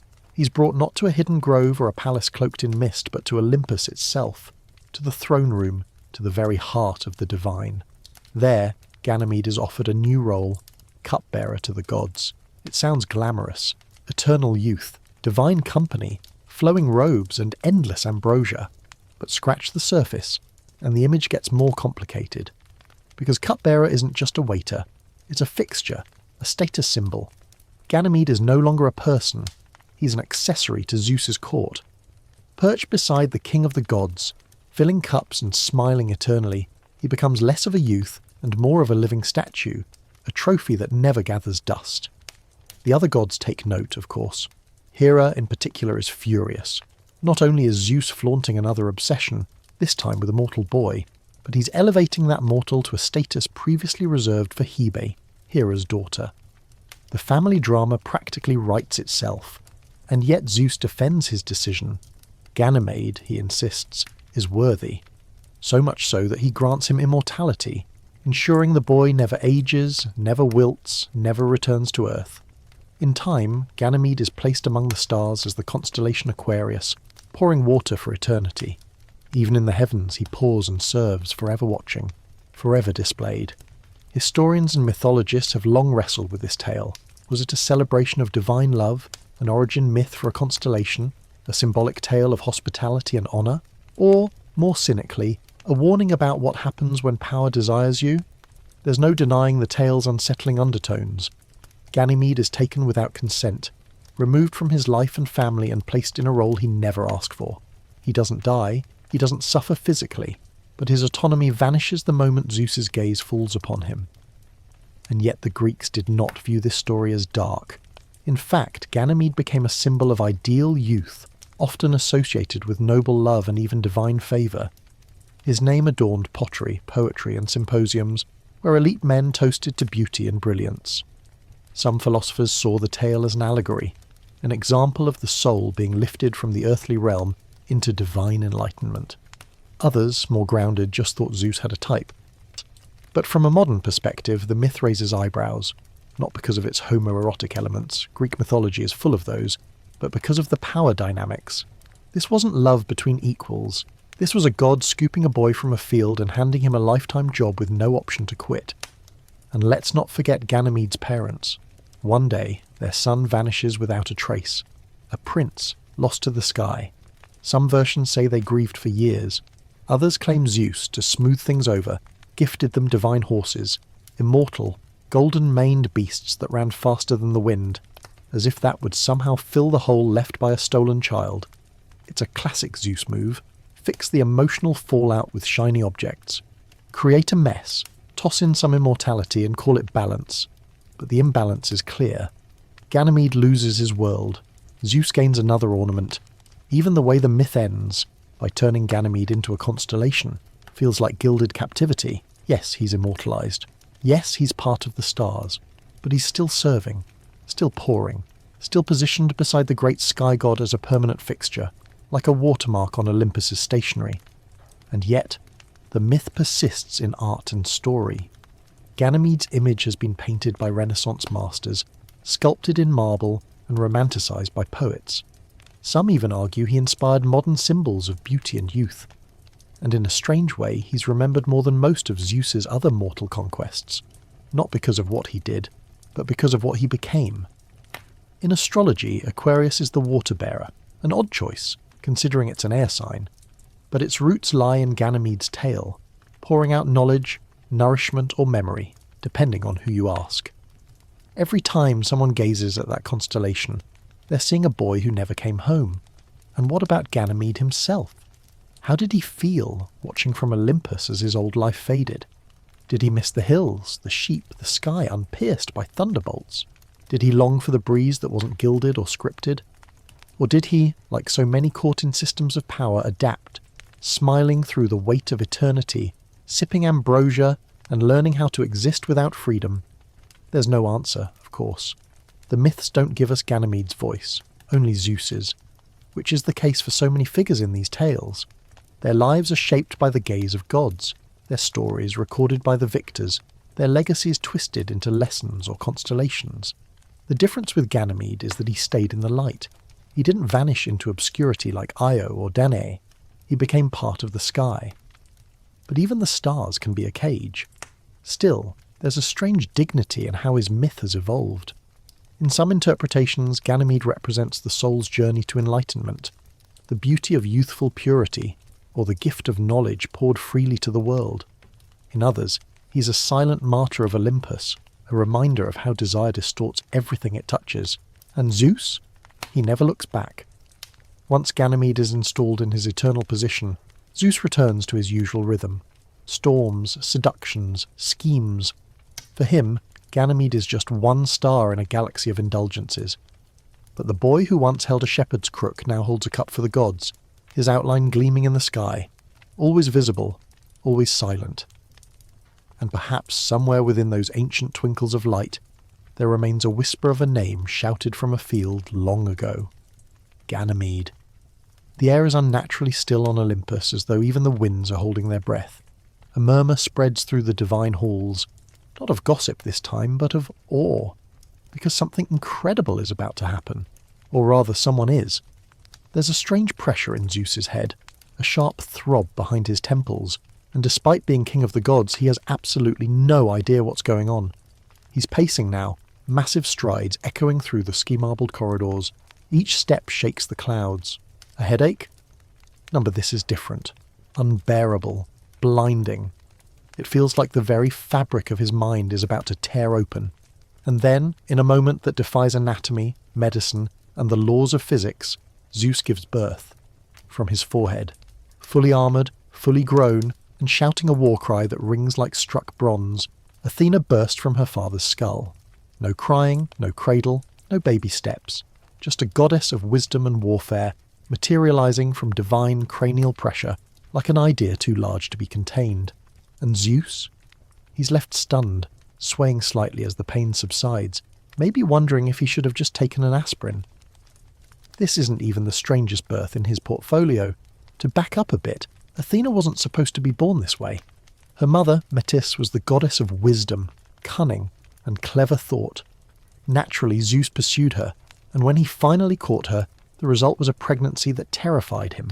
An oracle, because of course there was an oracle, had warned that Metis would bear a daughter more powerful than her father, and then a son who would overthrow him.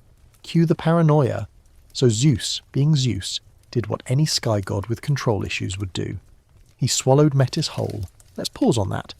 He swallowed her, not metaphorically, not poetically, literally. One minute she's pregnant and clever, the next she's being gulped down like a particularly wise oyster. And from that moment on she lives inside his belly, or maybe his mind, depending on the version, whispering ideas and strategy, becoming part of his consciousness. And still, the baby grew, until one day, The pressure built and built, and with the help of Hephaestus and a well-placed axe to the forehead, Athena was born. No blood, no mess, just radiant, divine, and battle-ready. A daughter not just of Zeus, but from within Zeus. The symbolism here is layered. Athena emerges not from the usual roots of birth, but from the mind. She is intellect incarnate, strategy in sandals. The Greeks saw her as the perfect combination of thought and force, someone who could win a war with words before ever lifting a spear. But her birth also sets a new precedent. Zeus doesn't need women to create life. At least that's what he seems to believe, because Athena isn't the only unconventional child he brings into the world. Let's talk about Dionysus, the god of wine, revelry, theatre, and ecstatic transformation. His birth? Even weirder. After Semele, his mortal mother, is tricked into asking to see Zeus in his true form, she's incinerated by the divine light. Her mortal body can't withstand the blaze of godhood, but the fetus survives. Zeus, panicking but apparently skilled at improvisational anatomy, sews the baby into his own thigh. Yes, his thigh. 9 months later, Dionysus is born from Zeus's leg. And no, this is not some symbolic rebirth. The myths are clear. He gestates there, nourished by thunder, and when the time is right, Zeus unstitches the seam and out comes a laughing, vine-wrapped god of chaos and joy. That's 2 children, both motherless by the time of delivery, one from a skull, one from a thigh. It's almost like Zeus is building a case for divine self-sufficiency. Who needs the goddesses? He's got internal storage, but not all his children come from solo acts. He fathers Heracles with the mortal Alcmene, by disguising himself as her husband and extending the night to 3 times its length. He sires Apollo and Artemis with Leto, who has to give birth on a floating island because Hera banned her from all land. He fathers Persephone, depending on the version, with Demeter, his sister. A long tangled list of offspring sprawls from Olympus to the furthest mortal kingdoms, each one more unusual than the last. And every child bears a trace of the strange circumstances that birthed them. Take Hermes, born of Maia, one of the Pleiades. On his very first day, he steals Apollo's cattle, invents the lyre from a tortoise shell and trades it to smooth things over. Or Perseus, born from Danae after a shower of gold entered her prison. Or Arcas, son of Callisto turned into a bear, who almost kills his mother while hunting before they're both turned into constellations. But the weirdness doesn't stop at births. Their abilities, their symbols, their domains, each one seems to echo the chaos of their conception. Athena is precise, balanced, and tactical because she came from thought itself. Dionysus is wild and ecstatic, born from fire and thigh stitches. Heracles, product of a stolen night, wrestles with identity his entire life, part man, part god, caught in endless labours. And Zeus, he never stops. It's almost as if, in siring this bizarre pantheon of gods and demigods, he's trying to build a divine legacy that can withstand even his own unpredictability. Children scattered across the world, each one a reflection of some part of him. His temper, his charm, his wit, his fear, and they reflect something else too. His reach. No mortal realm is untouched, no goddess or nymph too sacred. Every corner of myth echoes with the laughter or cries of Zeus's children, sometimes blessed, often cursed, always complicated. What makes it truly fascinating is how these births are told, not with horror, not with revulsion, but with wonder. These stories are not shameful, they're celebrated. Retold as epics, carved into temple walls, painted on urns, the strangeness becomes sacred, the bizarre becomes divine. There's something deeply human in that, in finding awe in absurdity, in turning strange origin stories into explanations for courage, wisdom, music, and madness. The ancient Greeks didn't shy away from the weird. They embraced it, especially when it came from the gods. And in doing so, they left behind a mythology that celebrates chaos as much as order. That suggests divinity isn't clean or logical. It's messy, impulsive, glorious and gross all at once, just like Zeus's family tree. So if you ever feel like your family's a little complicated, just remember, one of the most revered deities in human history gave birth through his forehead, stitched a baby into his leg, and turned his romantic misadventures into an empire of gods, heroes, and constellations. The bar for weird has never been higher. The forest is still, not in a peaceful, sun-dappled kind of way, but in the heavy, suspenseful kind of stillness that suggests something supernatural is about to happen. Birds have stopped chirping. Wind refuses to stir the leaves. Somewhere nearby, a woman stands frozen. She was once a dryad, or perhaps a nymph, or even just a mortal unlucky enough to catch the wrong god's eye. Now her skin hardens into bark, her fingers stretch into branches, and her voice becomes the soft rustle of wind through leaves. She's no longer a woman, she's a tree.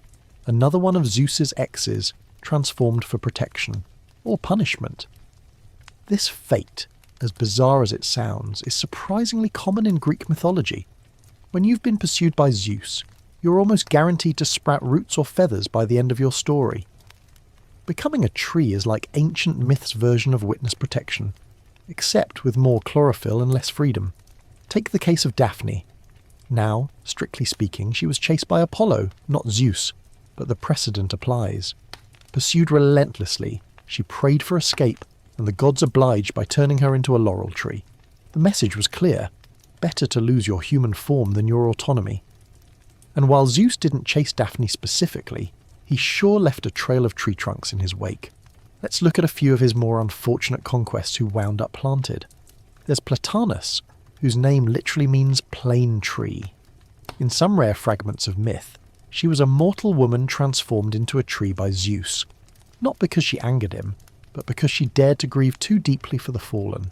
Her mourning was so profound that Zeus, moved but still inexplicably dramatic, rooted her to the earth so her sorrow would live forever. Bit overkill? Sure. But that's kind of his brand. Or take Taygete, one of the Pleiades, who fled Zeus's advances. In some versions, she begs Artemis for protection, and the goddess turns her into a doe to help her escape. In other versions, she simply vanishes into the mountains, leaving behind only the constellation that bears her name. Either way, transformation becomes the only exit from divine pursuit. And then there's the case of Syrinx, another nymph, again associated more closely with Pan but relevant here for the theme. She flees through the marshes, prays for rescue, and is turned into a cluster of hollow reeds. Pan, frustrated, gathers them up and fashions the first pan flute. Yet another woman reduced to an object, an instrument, literally, to be used. The idea that love, or rather obsessive divine attention, leads to botanical metamorphosis is almost a subgenre in Greek myth. It's as if the cosmos can't handle a mortal saying no to a god without rewriting her into the landscape. For Zeus, this pattern is especially pronounced. When seduction fails, he bends reality. When escape is sought, he changes the rules.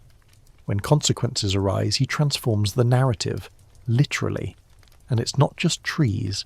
Some of his lovers are turned into animals, others into stars. Io, as we've seen, becomes a cow, Callisto, a bear. Callisto's son nearly kills her during a hunt before they're both launched into the sky. And let's not forget Semele, who after being incinerated by Zeus's full divine form, is eventually brought to Olympus posthumously and given immortality as a kind of cosmic apology gift. Even his own form is malleable.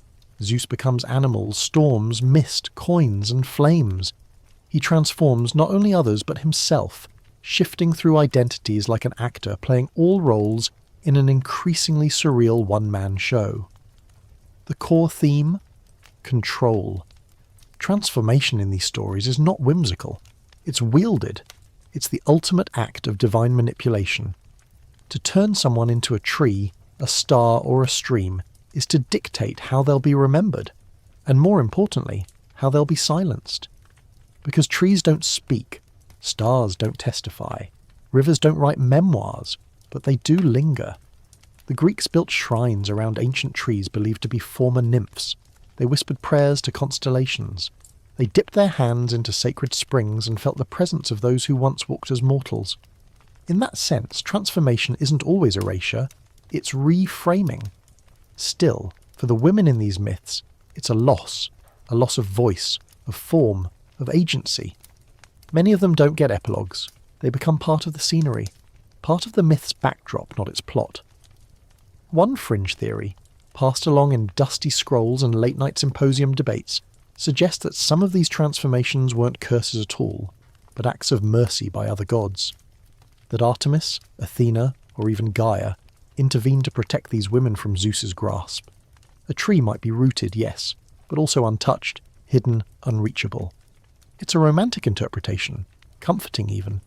The idea that divine sisterhood could override divine predation, that the world itself might open up and say, this far, no farther. And yet the pattern continues. Zeus pursues. The woman flees. The gods step in, or Zeus himself does, and the result is always the same. Someone ceases to be who they were. A new shape, a new role, a myth carved into marble but never given a chance to grow. Even in cases where transformation isn't tied to romance or pursuit, Zeus flexes this power. He turns Lycaon into a wolf for daring to serve him human flesh. He transforms King Salmoneus into ash for impersonating a thunder god. He once even turned an entire wedding party to stone for mocking a poor deformed musician. And these aren't warnings, they're declarations. Transformation in Zeus's hands is punishment, poetry, and propaganda all at once. But the most haunting transformations are those of his lovers, because they aren't evil, they aren't criminals, they're victims of affection or obsession doled out by a being who thinks love and ownership are synonyms. And we, centuries later, inherit their stories wrapped in metaphor, covered in petals and starlight, as though their suffering was beautiful. It's easy to forget that behind every laurel wreath might be a woman who ran out of options. Still, their presence endures. The laurel tree becomes a symbol of victory. The peacock becomes a symbol of watchfulness. The stars become markers of direction, guiding sailors and storytellers alike. These women, despite being rewritten into the cosmos, still shape the world, which may be the most subversive part of all. Because while Zeus controls the transformation, he doesn't control the memory. While he silences their voices, the echo remains, rippling through generations, whispered in temples painted on urns carved into stone. They become symbols, not of his power, but of their endurance. So the next time you walk beneath the twisting branches of an old tree, or look up at the starlit sky, or dip your hand into a cold spring, think of them. Not as footnotes in Zeus's story, but as protagonists who refused to be erased, even when the world tried to turn them into scenery. They're still here, just in different forms. Thunder rolls lazily over the peaks of Mount Olympus, not in warning or wrath, but like a bored sigh. It's been quiet lately, too quiet, and when the divine drama lulls, the gods get restless. But leave it to Zeus's extended family to stir up something uniquely grotesque, something even the other gods pretend not to notice. Down in the shadowy depths of the past, before Olympus had ever hosted its first feast, there was a dinner party so disturbing it would make even a titan lose their appetite. And, as it happens, that's exactly what it did. Let's talk about Tantalus. Tantalus was no ordinary mortal. He was a son of Zeus himself, a demigod prince with an open invitation to Olympus and a place at the divine table. He dined with the gods, sipped nectar, tasted ambrosia. He was, for a time, a trusted guest.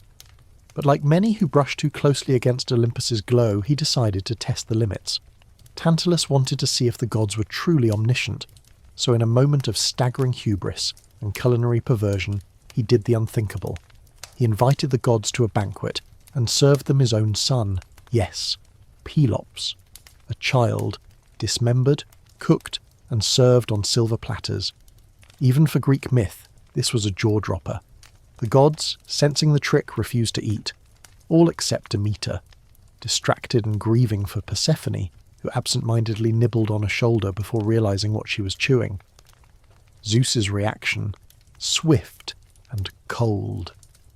Pelops was reassembled and resurrected, ivory shoulder and all, and restored to life. But Tantalus, banished to Tartarus, the deepest pit of the underworld. His punishment became one of the most infamous in myth. He stands in a pool of water beneath a fruit tree, parched and starving. Each time he bends to drink, the water recedes. Each time he reaches for fruit, the branches lift away.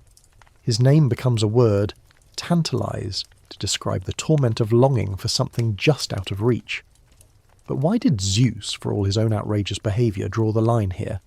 What makes Tantalus's dinner so repugnant when Zeus himself fathers monsters and sets forests on fire just to impress a nymph? Because perhaps Tantalus broke the unspoken rule of Olympus. You can mock, cheat and lie, but don't expose the gods. Don't challenge their image. Feeding them human flesh wasn't just an act of brutality, it was a mirror held up to their faces, showing the thin line between divinity and monstrosity, and gods, famously, hate mirrors. Zeus, in this case, wasn't just defending morality, he was protecting the illusion of control. Tantalus tried to trap the gods in a moral test, and Zeus responded not with introspection, but with eternal punishment. Still, this incident was just one in a long series of family feuds, most of them so messy they require a family tree and a mop. Take the saga of Atreus and Thyestes, Tantalus's descendants, locked in a cycle of betrayal and cannibalism that makes the original sin look like a snack break. Atreus, son of Pelops, discovered that his brother Thyestes had an affair with his wife. So what does he do? Invites him to dinner and serves him a stew made from Thyestes' own sons. Yes, another dinner, another family recipe better left untold. Zeus, watching all of this from his heavenly perch, doesn't exactly intervene. Maybe because these are mortals now, and their pettiness is beneath him. Or maybe because the mess they make is, indirectly, his legacy. The gods' meddling creates ripple after ripple, and mortals like Atreus and Thyestes are caught in the undertow.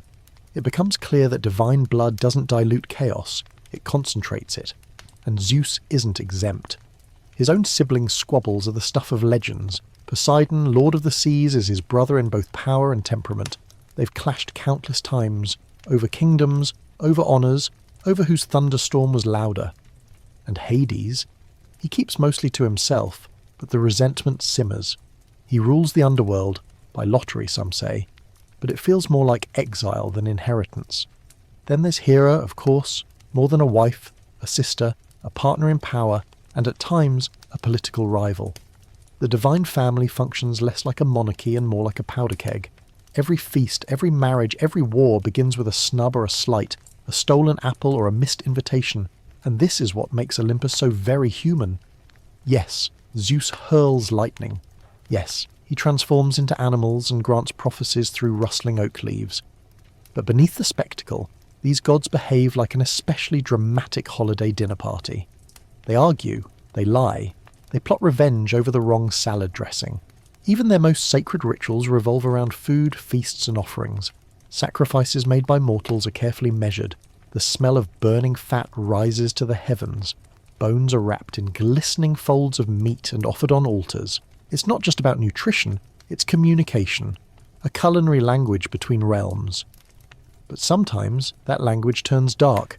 There's the infamous story of Lycaon, king of Arcadia, who tries to trick Zeus by serving him human flesh. Zeus, enraged, overturns the table, burns the house, and turns Lycaon into a wolf. It's another reminder, hospitality is sacred. Corrupt it, and Zeus responds not with lectures, but with transformation, death, and storms. Still, the gods themselves are not paragons of virtue. They drink to excess, quarrel over vanity, and play favourites with mortals like they're pieces on a game board. Zeus himself once sparked the Trojan War not for justice or prophecy, but because a golden apple said to the fairest, and he couldn't be bothered to pick sides. The deeper you go, the more the stories tangle. Divine children eat each other, brothers curse brothers, guests are slaughtered, hosts betrayed. These are not bedtime tales. They're warnings dressed in gold leaf. And at the centre of it all, Zeus looms, not always as a judge, but often as the silent observer who set the storm in motion and then walked away. One might argue these stories were never meant to make sense. They were never designed to be moral compasses. Instead, they mirror the chaos of life itself. Brutal, unpredictable, occasionally darkly funny. A way for the ancient Greeks to understand power, fear, and why sometimes the rain just doesn't stop. And if there's a lesson to be drawn from all the strange feasts, the sibling betrayals, and the curses carved into generations, it's this. Nothing born of Zeus comes without complications. His children inherit kingdoms, but also vendettas. His lovers bear heroes, but also hauntings. And those who eat at his table, best check what's under the lid before taking a bite. Because on Olympus, the divine dinner bell doesn't always ring for pleasure. Sometimes it's a prelude to madness. High above the clouds, somewhere between regal decorum and celestial delinquency, Olympus hosts another gathering. The gods recline on plush thrones of mist, sipping ambrosia from cups carved out of stars. For all its majesty, Olympus often resembles a rowdy college dorm that just so happens to be immortal and armed with divine powers. And at the centre of all the nonsense, Zeus, smirking like a kid who's just figured out how to make fart noises using thunder. Because yes, for all the epic poems and towering temples, the gods of Olympus, including their mighty king, have a deep, undeniable fondness for prank wars, petulant outbursts, and humour that often lands somewhere between embarrassing uncle and chaotic middle schooler with a death ray. Zeus in particular is fond of mischief, but not the clever, nimble mischief of Hermes, or the subtle riddles of Apollo.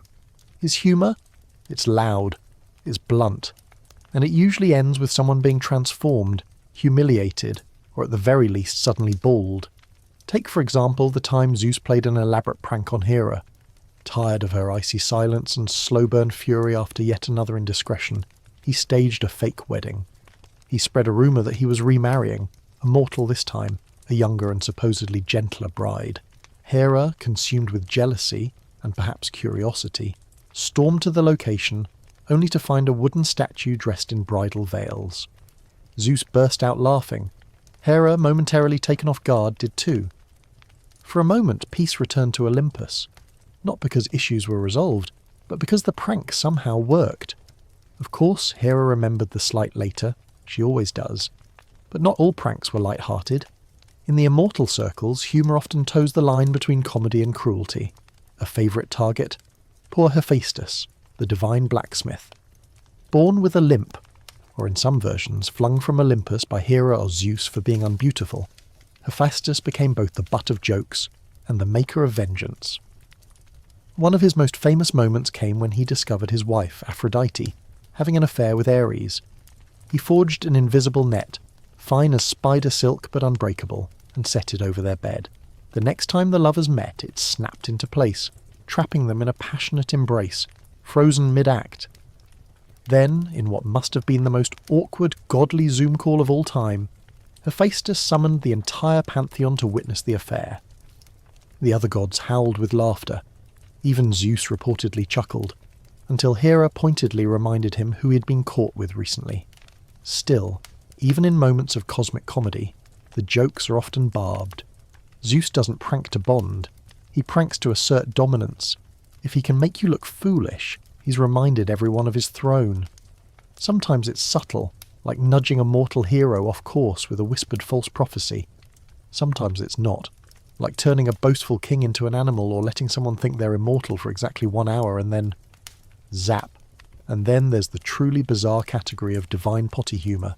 You'd think a thunder god wouldn't stoop so low, but according to more than a few ancient tales, Zeus had a weakness for flatulence jokes.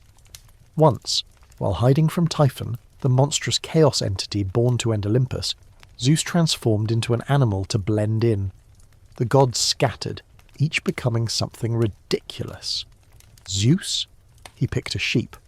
But instead of remaining dignified in disguise, the story goes that Zeus, annoyed by the lack of attention, let out a thunderous echoing bleat that included a suspicious gust of wind.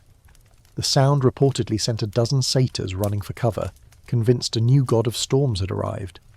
Even the ancient comic playwrights, like Aristophanes, couldn't resist portraying Zeus as an overpowered prankster with questionable bathroom habits.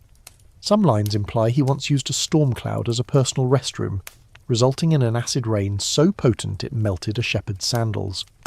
No one's sure if that part's meant as satire, or if someone genuinely thought Olympus had plumbing issues. But perhaps the most iconic example of divine toilet humour comes from the tale of Salmoneus. Salmoneus, a mortal king, got it into his head that he was the new Zeus. He ordered his people to worship him, drove a chariot across a bronze bridge to simulate thunder, and lit torches to mimic lightning. For sound effects, he tied pots and pans to his horse's hooves. The result was, apparently as ridiculous as it sounds, a parade of noise, smoke, and delusion. Zeus, upon hearing of this mockery, didn't just smite Salmoneus. He obliterated his entire city with a single, dramatic thunderbolt. Eyewitnesses, if you can call mythic scribes that, claim he laughed as he did it. Not because it was funny, but because Salmoneus's version of thunder sounded like someone clanging dinnerware in a public restroom. Even mortals weren't above employing bathroom-based trickery in Zeus's tales. A rarely told myth involves a clever servant who evaded Zeus's wrath by hiding in a chamber pot. Not exactly a glamorous hiding place, but it worked. Zeus reportedly wrinkled his nose, muttered something about undignified stink, and left in a huff. That servant, by the way, became a local folk hero. You might think all this seems out of place for divine beings. Gods, after all, should be above such things. But Greek mythology revels in this contrast. The lofty brought low, the mighty made petty. And Zeus embodies that tension perfectly. One moment, he's reshaping the heavens. The next, he's turning a mortal into a cow for a prank and pretending it's art. And pranks aren't limited to earthlings. Zeus once tricked Poseidon into a bet over who could grow the biggest temple in a single day. Poseidon naturally summoned waves, coral and sea glass.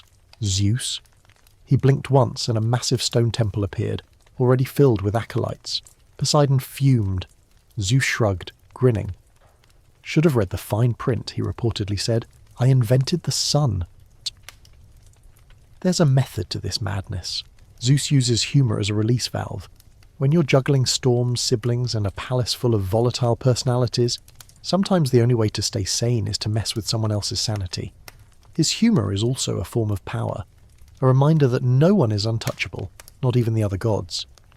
When mortals tell stories about Zeus tripping over his own lightning bolt or hiccuping during an important prophecy, it doesn't diminish him, it humanises him. And in the Greek worldview, that's a strange kind of reverence, because if the king of gods can laugh, trip, sulk, and prank, then surely mortals can survive their own humiliations. Still, there's a fine line between cosmic jest and divine cruelty. For every harmless prank, there's another tale of someone tricked into ruin. A suitor turned into stone, a boastful woman turned mute, a trickster hero out-tricked and cast into eternal obscurity. Zeus plays the fool only when it suits him. He hands out laughter with one hand and lightning with the other. So the next time thunder rumbles unexpectedly, or the sky flickers for just a second too long, maybe don't panic. It might not be a storm. It might just be Zeus, giggling behind a cloud, watching some poor hero step directly into a cow patty that wasn't there 10 seconds ago. Divinity, it turns out, has a surprisingly lowbrow sense of humour. Deep in the underworld, far beyond where daylight dares to reach, a boulder rolls uphill. Slowly, painfully. It reaches the crest, trembles, and rolls back down again. Sisyphus, muscles taut, eyes hollow, starts after it. Again. And somewhere far above on his comfortable cloud throne, Zeus smirks. Because for all the jokes, all the disguises, and all the thunderous antics, there's one side of Zeus that's never funny. His punishments. When it comes to vengeance, the king of the gods doesn't just dish it out. He designs it personally with the kind of creativity that would make a horror movie screenwriter do a double take. His punishments are not impulsive. They're deliberate, poetic, and maddeningly eternal. And unlike his other habits, they rarely involve transformation.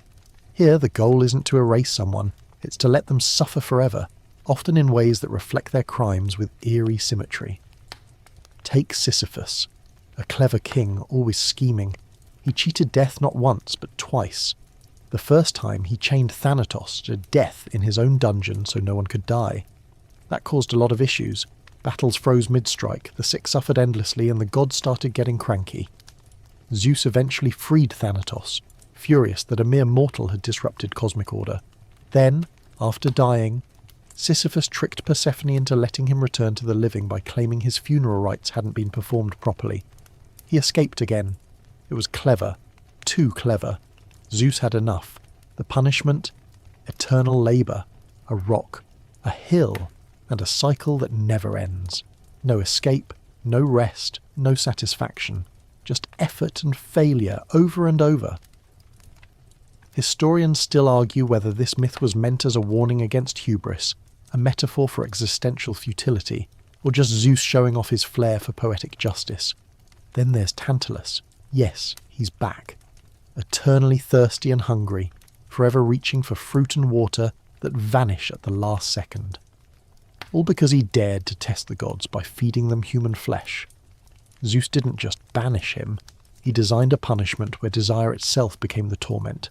Ixion, another favourite case, committed an unforgivable sin. He tried to seduce Hera. Now mortals seducing gods is practically a hobby in Greek myth. But attempting to seduce the Queen of Olympus, under Zeus's nose, that crossed a line. Instead of killing him outright, Zeus bound Ixion to a flaming spinning wheel and launched it into the heavens. It spins forever, turning him into a cosmic caution sign. Don't flirt with Hera. Even Prometheus, yes, the titan who stole fire and gave it to humanity, wasn't spared. His punishment is infamous. Zeus had him chained to a rock, and every day an eagle would swoop down to feast on his liver. Every night the liver would regenerate, and so the cycle continued. Prometheus's crime? Kindness, or defiance, depending on your perspective. He gave humans fire, literal enlightenment, against Zeus's wishes. He challenged the divine hierarchy, he sided with mortals, and for that, Zeus didn't just punish him, he made him a lesson. For humans, it said, don't bite the hand that holds the lightning. For other gods, stay in your lane. But what makes Zeus's punishments particularly chilling isn't just their cruelty, it's their creativity. Each one is customized, personalized, as if Zeus is saying, you wanted attention. Here, have this for eternity. Even lesser offenders weren't spared imaginative fates. The Danaids, for example, 50 sisters who murdered their husbands on their wedding night, were sentenced to carry water in leaky jars for all time. It's a lesser-known myth, but the symbolism is pure Zeus. Endless labour, no result, constant reminder. And it's not just mortals who fall under his wrath. Gods and demigods too feel the heat. Apollo, for instance, once killed the Cyclopes who forged Zeus's thunderbolts after Zeus killed his son Asclepius. In response, Zeus banished him to serve as a mortal shepherd for a year, a god of light, poetry, and prophecy, reduced to watching sheep because he got emotional. Even Hera, Zeus's equal in power and temper, was once punished. Suspended by her wrists in the sky, anvils tied to her feet because she led a rebellion against him. The visual alone is brutal, the queen of the heavens hanging in the clouds like a banner of failed descent. And when humans simply disappointed Zeus, he could get apocalyptic. Remember the flood? According to some versions of Greek myth, Zeus once decided humanity had become too wicked, so he flooded the earth, Noah style. Only Deucalion and Pyrrha survived, clinging to a boat and eventually repopulating the world by throwing stones over their shoulders, stones that turned into people. Because why not? This is mythology, after all. In every instance, Zeus's punishments serve as performance art. They aren't just about retribution, they're about message. They say, this is what happens when you challenge the sky. But there's another side to this. Zeus doesn't just punish to maintain order, he punishes to control the narrative. If someone defies him and escapes unscathed, it sets a precedent. Others might start getting ideas, but if they suffer, publicly, dramatically, then fear keeps the rest in line. It's classic autocrat behaviour, dressed up in thunder. And yet Zeus's system isn't always consistent. Some people get transformed, others get imprisoned, some are struck down instantly, others tortured for eternity. It's almost as if the punishment depends not on the crime, but on how personally Zeus takes it. Hephaestus gets flung from Olympus for being ugly. Prometheus gets liver-eaten for helping mankind. But Heracles, the son of Zeus who commits murder, albeit under madness, he gets 12 labours and eventually becomes a god. It's not justice, it's selective punishment, a celestial version of do as I say, not as I do. And somehow, even with this terrifying system in place, mortals continue to worship him, build temples, offer sacrifices, pray for his favour, because despite the risk, he's still the one with the sky in his hands, still the weather-bringer, the storm-shaper, the god whose mood determines your harvest. Fear becomes reverence, and reverence becomes ritual. Zeus knows this. His punishments aren't just deterrents, they're reminders. Every bolt of lightning, every thunderclap, every gust of wind could be a warning. Don't cross the line. And maybe that's why the myths keep these stories alive. They aren't just entertainment, they're instruction manuals, tales passed down to say, you might be clever, you might be brave, but you're not above the gods. Still, one has to wonder, if Zeus punishes so harshly, who punishes him? Who holds him accountable for his disguises, his transgressions, his outbursts? The answer, of course, is no one. He is judge, jury, and executioner. His lightning strikes outward, never inward. And perhaps that's the most dangerous power of all. Not the ability to destroy, but the immunity from consequence. So the next time thunder rattles the windows and the air smells like ozone, just remember, it might not be a storm. It might be a reminder, a whisper from the king of the gods, I'm still watching. Somewhere on a sun-baked plain in ancient Greece, a farmer looks up at the sky. He's not praying, not yet, but his fields are dry, the grain brittle. His animals grow thin, his children ask questions he can't answer, so he glances upward, not for clouds, but for favour, for mercy, for signs. Because when mortals suffer, they turn to the gods, and Zeus, in his radiant, dangerous grandeur, is the first name on their lips. But here's the thing, asking Zeus for help is like calling a CEO to fix your leaky sink. Technically, he's in charge, but more often than not, he makes it worse. For all his omnipotence, Zeus's relationship with mortals is a study in chaos. Sometimes he protects them, sometimes he punishes them. Often, he simply uses them as pawns, messengers, lovers, or cautionary tales. And when the gods meddle in mortal lives, it's rarely a fair fight. Let's start with Niobe. Niobe was queen of Thebes, wealthy, beautiful, and, most dangerously, proud. She had many children, the exact number fluctuating between myths, but always more than the goddess Leto, mother of Apollo and Artemis. One day, Niobe publicly mocked Leto for having only 2 children, suggesting she was superior in every way. Zeus didn't act directly, but his divine offspring did. Apollo and Artemis, swift and silent, descended upon Niobe's court and slaughtered her children. Some versions say all were killed, others say 1 or 2 survived. Either way, Niobe was broken. She fled to a mountaintop, weeping endlessly until, by the gods' mercy, or cruelty, she was turned to stone. A rock that still cries. A monument to hubris, yes, but also to grief. That's Zeus's way. He rarely intervenes personally in these tales, but the message is always clear. Challenge the divine, and expect divine retribution. And mortals do challenge the gods, sometimes knowingly, sometimes by accident. Arachne, a mortal weaver, dared to say her tapestries surpassed those of Athena. For that she was turned into a spider.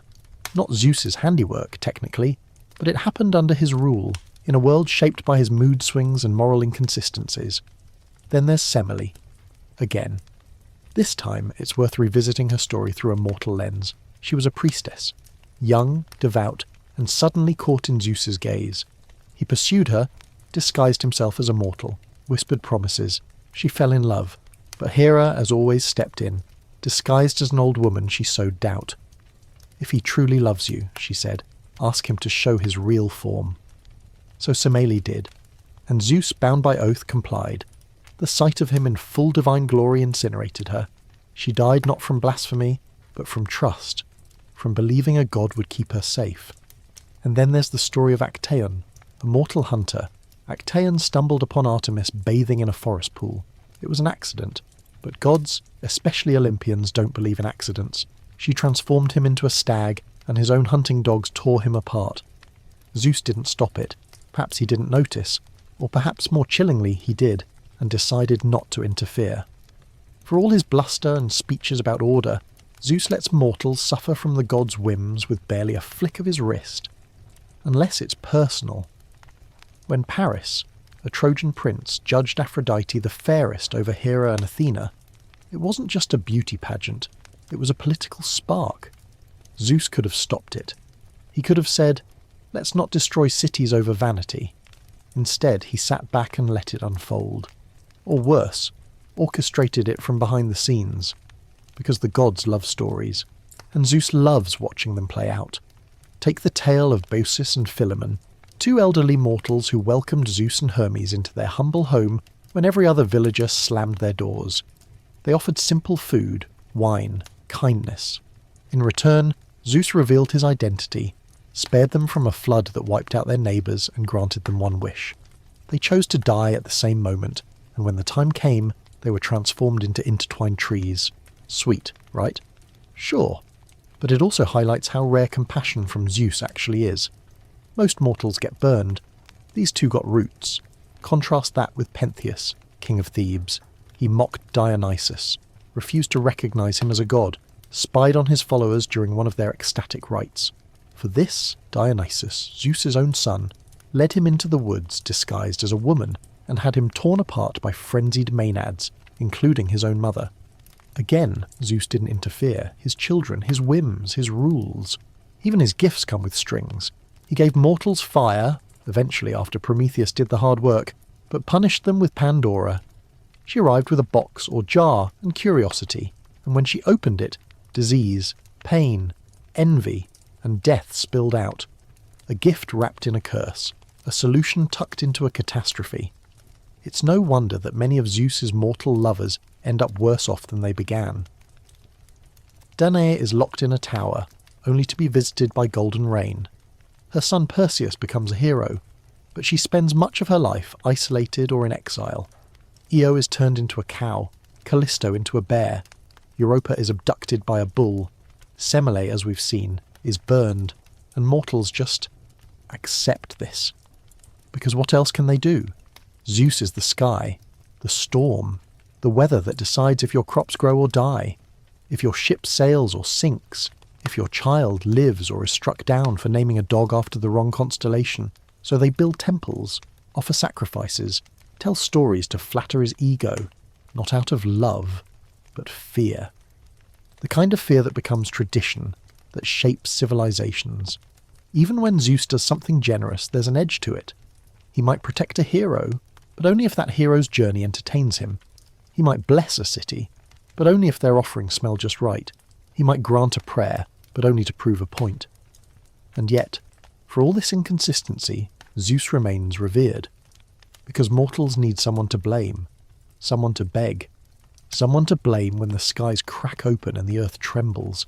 They need a face on the storm, a name for the randomness, and Zeus, towering and terrible, obliges. But there are moments, rare, fleeting, when Zeus's interaction with mortals is almost tender, like when he places Ganymede in the sky, not just as a trophy, but as a constellation, or when he lets mortals glimpse something divine in nature, the roar of thunder, the crackle of lightning, the smell of rain on dust. These too are his signs, not punishments, not warnings, just presence, a reminder that the king of the gods is always watching, not always judging, sometimes just observing. So when mortals kneel in temples or whisper prayers into the wind, they don't really expect kindness. What they want is to be noticed, spared, acknowledged. And sometimes, for reasons no one understands, Zeus answers, not with words, but with weather, with wonder, with power that bends trees and splits stone, with silence that echoes louder than thunder. He is, after all, a god, just not always a kind one. It begins with an apple, not one poisoned or magical, but golden, inscribed with 3 words, "To the fairest." A seemingly innocent object tossed into a divine banquet by Eris, goddess of discord. Because she wasn't invited, and nothing says, crash the party, quite like inciting a divine beauty contest. Hera, Athena, and Aphrodite all lay claim to the title. Each is certain she deserves it. Each is willing to fight for it. And the gods, wise for once, step back. Zeus is asked to choose, but he, ever the king of sidestepping accountability, declines. Let a mortal decide, he says. So begins the chain reaction that will ignite the most famous war in ancient mythology, the Trojan War. The mortal Zeus picks isn't just any shepherd. He's Paris, a Trojan prince raised in obscurity to avoid a prophecy. Of course. The gods love their prophecies, and they love ensuring they come true even more. Paris, flattered and slightly terrified, is offered bribes by each goddess. Hera promises power. Athena offers wisdom and victory in battle. But Aphrodite offers something far more dangerous. The most beautiful woman in the world, Helen of Sparta. Paris chooses Aphrodite. The apple is hers. And in return, Helen, who just so happens to be married to Menelaus, king of Sparta, is promised to him. A stolen queen. A spark ignited. A continent set ablaze. Now Zeus didn't start the war directly, but he certainly didn't stop it. And if you look closer, he seems to be nudging the dominoes one by one. He allows Paris to be born even after a prophecy warned he would destroy Troy. He blesses the judgment that hands Helen over to a foreign prince. He permits gods and mortals to clash for a woman born from an egg and divine meddling. And why? Some versions of the myth say Zeus wanted the war, that the earth had grown too full, that heroes had become too numerous, that it was time to thin the ranks. The Trojan War, then, was not a tragedy. It was divine population control. Zeus sits atop Olympus, watching as the armies gather. Greeks and Trojans alike sharpen their swords, polish their shields, and march to their fates. Heroes rise: Achilles, Hector, Odysseus, Agamemnon, each carrying a destiny, each carrying the burden of divine interference. And the gods? They choose sides like gamblers at a cosmic horse race. Hera and Athena, still furious over the apple, side with the Greeks. Aphrodite backs the Trojans. How could she not after Paris crowned her fairest? Ares joins the fight, drunk on bloodlust. Apollo lends his arrows to Troy. Poseidon backs the Greeks, if only to spite his brother. Zeus, however, plays both sides. He claims neutrality but can't help meddling. He sends dreams, clouds, storms. He permits interference, then punishes it. He stirs the pot, then steps back and pretends to be surprised when it boils over. At one point, when the battle becomes too one-sided, he orders the gods to retreat. No more divine meddling. Let the mortals fight it out. But this is Zeus. His word is law only when it suits him. Take the duel between Hector and Achilles. Hector, noble and doomed, wears the armour of his friend Patroclus, unaware that Achilles has rejoined the battle, consumed with grief and rage. Zeus considers saving Hector. He places his fate on a scale, but when the weight tips, he allows fate to proceed. Hector dies.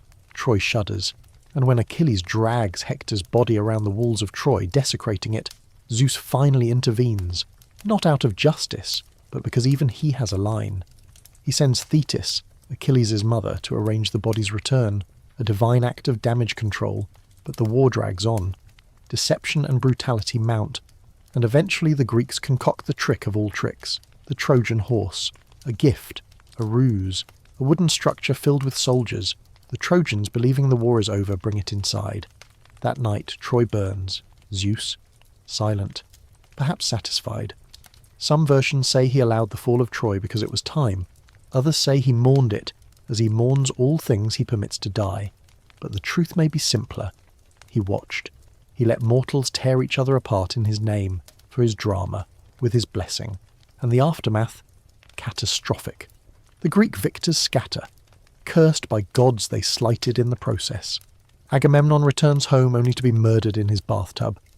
Odysseus wanders the seas for 10 years, dodging monsters, witches, and the wrath of Poseidon. Achilles never sees home again. His heel, the one weak spot, becomes myth. And what of Helen? She returns to Sparta, reclaimed, forgiven, still beautiful, still mysterious. Some say she never went to Troy at all, that it was a phantom, a shade, an illusion, another layer of trickery in a war built on divine lies. In every version, Zeus looms above, not as a hero, not even as a villain, but as a producer, orchestrating the grandest tragedy of his time. He doesn't wield a sword, he doesn't storm the gates, he simply ensures the pieces are on the board, and when the smoke clears and the heroes lie buried, and the sea laps at burned shores, Zeus remains, unchanged, unpunished, unapologetic. Because for him, this wasn't just a war, it was a reminder that even the mightiest mortals are toys in the hands of gods. That pride, love, courage and revenge, all the passions that drive humans to greatness or ruin, are but threads for him to twist. The Trojan War endures in poems and plays, in paintings and songs. But beneath the valour and tragedy lies a quieter truth. Zeus didn't need to fight, he just needed to watch. And in watching, he shaped the course of history, not with justice or compassion, but with a smirk, a storm, and a golden apple. The dust of Troy has settled, the fires have dimmed, the mournful songs of wandering heroes echo over seas that now know too many bones, and high above it all, Zeus reclines on his cloud-stitched throne, gaze turned downward, not with sorrow, not even satisfaction, but with that same detached amusement that has followed him through centuries of divine mischief and cosmic indifference. Because in the end, Zeus survives everything. He outlasts his victims, he sidesteps blame. He weathers the shifting winds of worship and legend. And more than that, he remains fascinating, disgusting, often, immoral, repeatedly, but undeniably magnetic. Why? Perhaps because Zeus isn't just a god. He's a mirror, held up not to our virtues but our worst impulses blown to divine scale. He's lust without consequence, power without oversight, jealousy with a thunderbolt. The ancient Greeks didn't invent him to teach goodness. They created him to explain why the world feels so unfair, so beautiful, so wildly inconsistent. He's the reason the rain falls, and the reason lightning strikes your house afterward. His legacy is baked into the mythic bedrock of Western thought. Every time a thunderstorm cracks open the sky, a whisper of Zeus's old power flutters in the atmosphere. Every courtroom that bangs a gavel, every tyrant who rules by decree, echoes his shadow. But unlike other gods who rise and fall with empires, Zeus morphs. He survives reinterpretation. When the Romans came, they renamed him Jupiter, made him bigger, brazier. When monotheism swept the world, Zeus didn't vanish, he scattered. A little of him in the stern judgment of Yahweh, a little in the paternal lightning of Thor, a little in every fictional overlord who can't stop meddling. And in pop culture, he's everywhere. Sometimes a wise old skybeard with booming laughter, sometimes a playboy with a toga and an ego, sometimes, rarely, a sympathetic figure trying to keep cosmic order while everything around him unravels. But even in his softest retellings, the filth clings, the scandals stain. Because for all the greatness attributed to Zeus, the list of his disgusting habits runs long and unapologetic. He lies, he cheats, he transforms into animals to seduce, or stalk, women. He hurls punishments at mortals for crimes smaller than his own. He births children from his skull and thigh, builds pettiness into the cosmos, and watches wars unfold like theatre. And the gods around him aren't much better. They mock, they maim, they bicker like overgrown children playing with humanity's fate. Olympus, for all its golden shine, runs on spite and vengeance and lust thinly veiled as ceremony. Yet the ancient world didn't flinch from this mess. They embraced it. Maybe because they understood something we still struggle with, that power is rarely clean, that gods, like kings and parents and fate itself, can be unfair and magnificent in the same breath. Zeus encapsulates that tension. He's not good. He's not even trying to be. But he is the sky. He is the storm. He is, quite literally, above it all. That's why we keep telling his stories, not because he deserves admiration, but because he's a puzzle we never quite solve, a storm we can't outrun. And yes, because they're juicy, scandalous, hilarious in the worst way, ancient tabloids etched into marble. Even today, the idea of Zeus makes us squirm, not just because of what he did, but because people worshipped him anyway, built temples, sacrificed bulls, named their children after him. It forces a question we don't like to ask. If this is the king of gods, what does that say about the people who invented him? And maybe, just maybe, about us? Because we still admire power. We still laugh at cruelty when it's clever. We still excuse bad behaviour when it comes wrapped in charisma. Zeus isn't just a relic. He's a blueprint we haven't outgrown. But in the quiet moments of his myth, between lightning strikes and transformations, there's something oddly tragic about Zeus too. He's alone. His children often hate or fear him. His wife resents him. His brothers compete with him. And mortals, while they offer him prayers, rarely love him. No statues show Zeus playing with his kids. No odes praise his tenderness. He rules everything, but touches nothing gently. And that's the real legacy. Power without intimacy. Control without connection. A god who can command the heavens but can't win a heart without deception. Still, the myths endure. And they should. Because Zeus's disgusting habits are part of something bigger.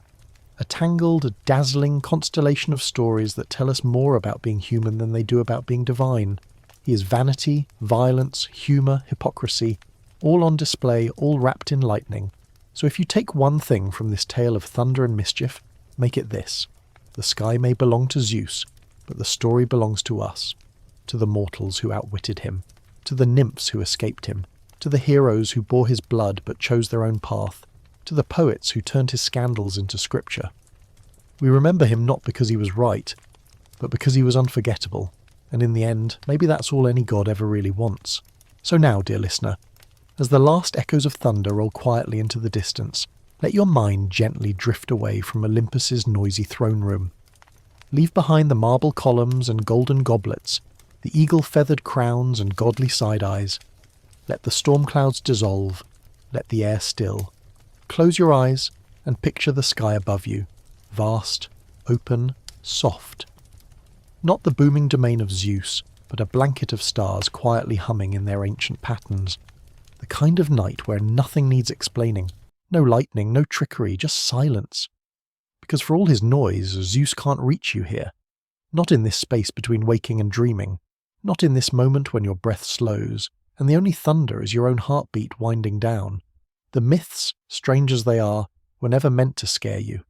They're lullabies with sharp teeth, warnings wrapped in wonder. A reminder that even gods stumble, that perfection, even when draped in lightning, is never the point.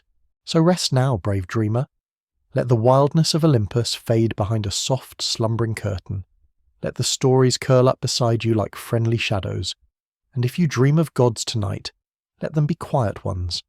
Let them sit beside a fire, sipping wine and telling old jokes about golden apples and talking horses, because you've heard the worst of Zeus, and you survived.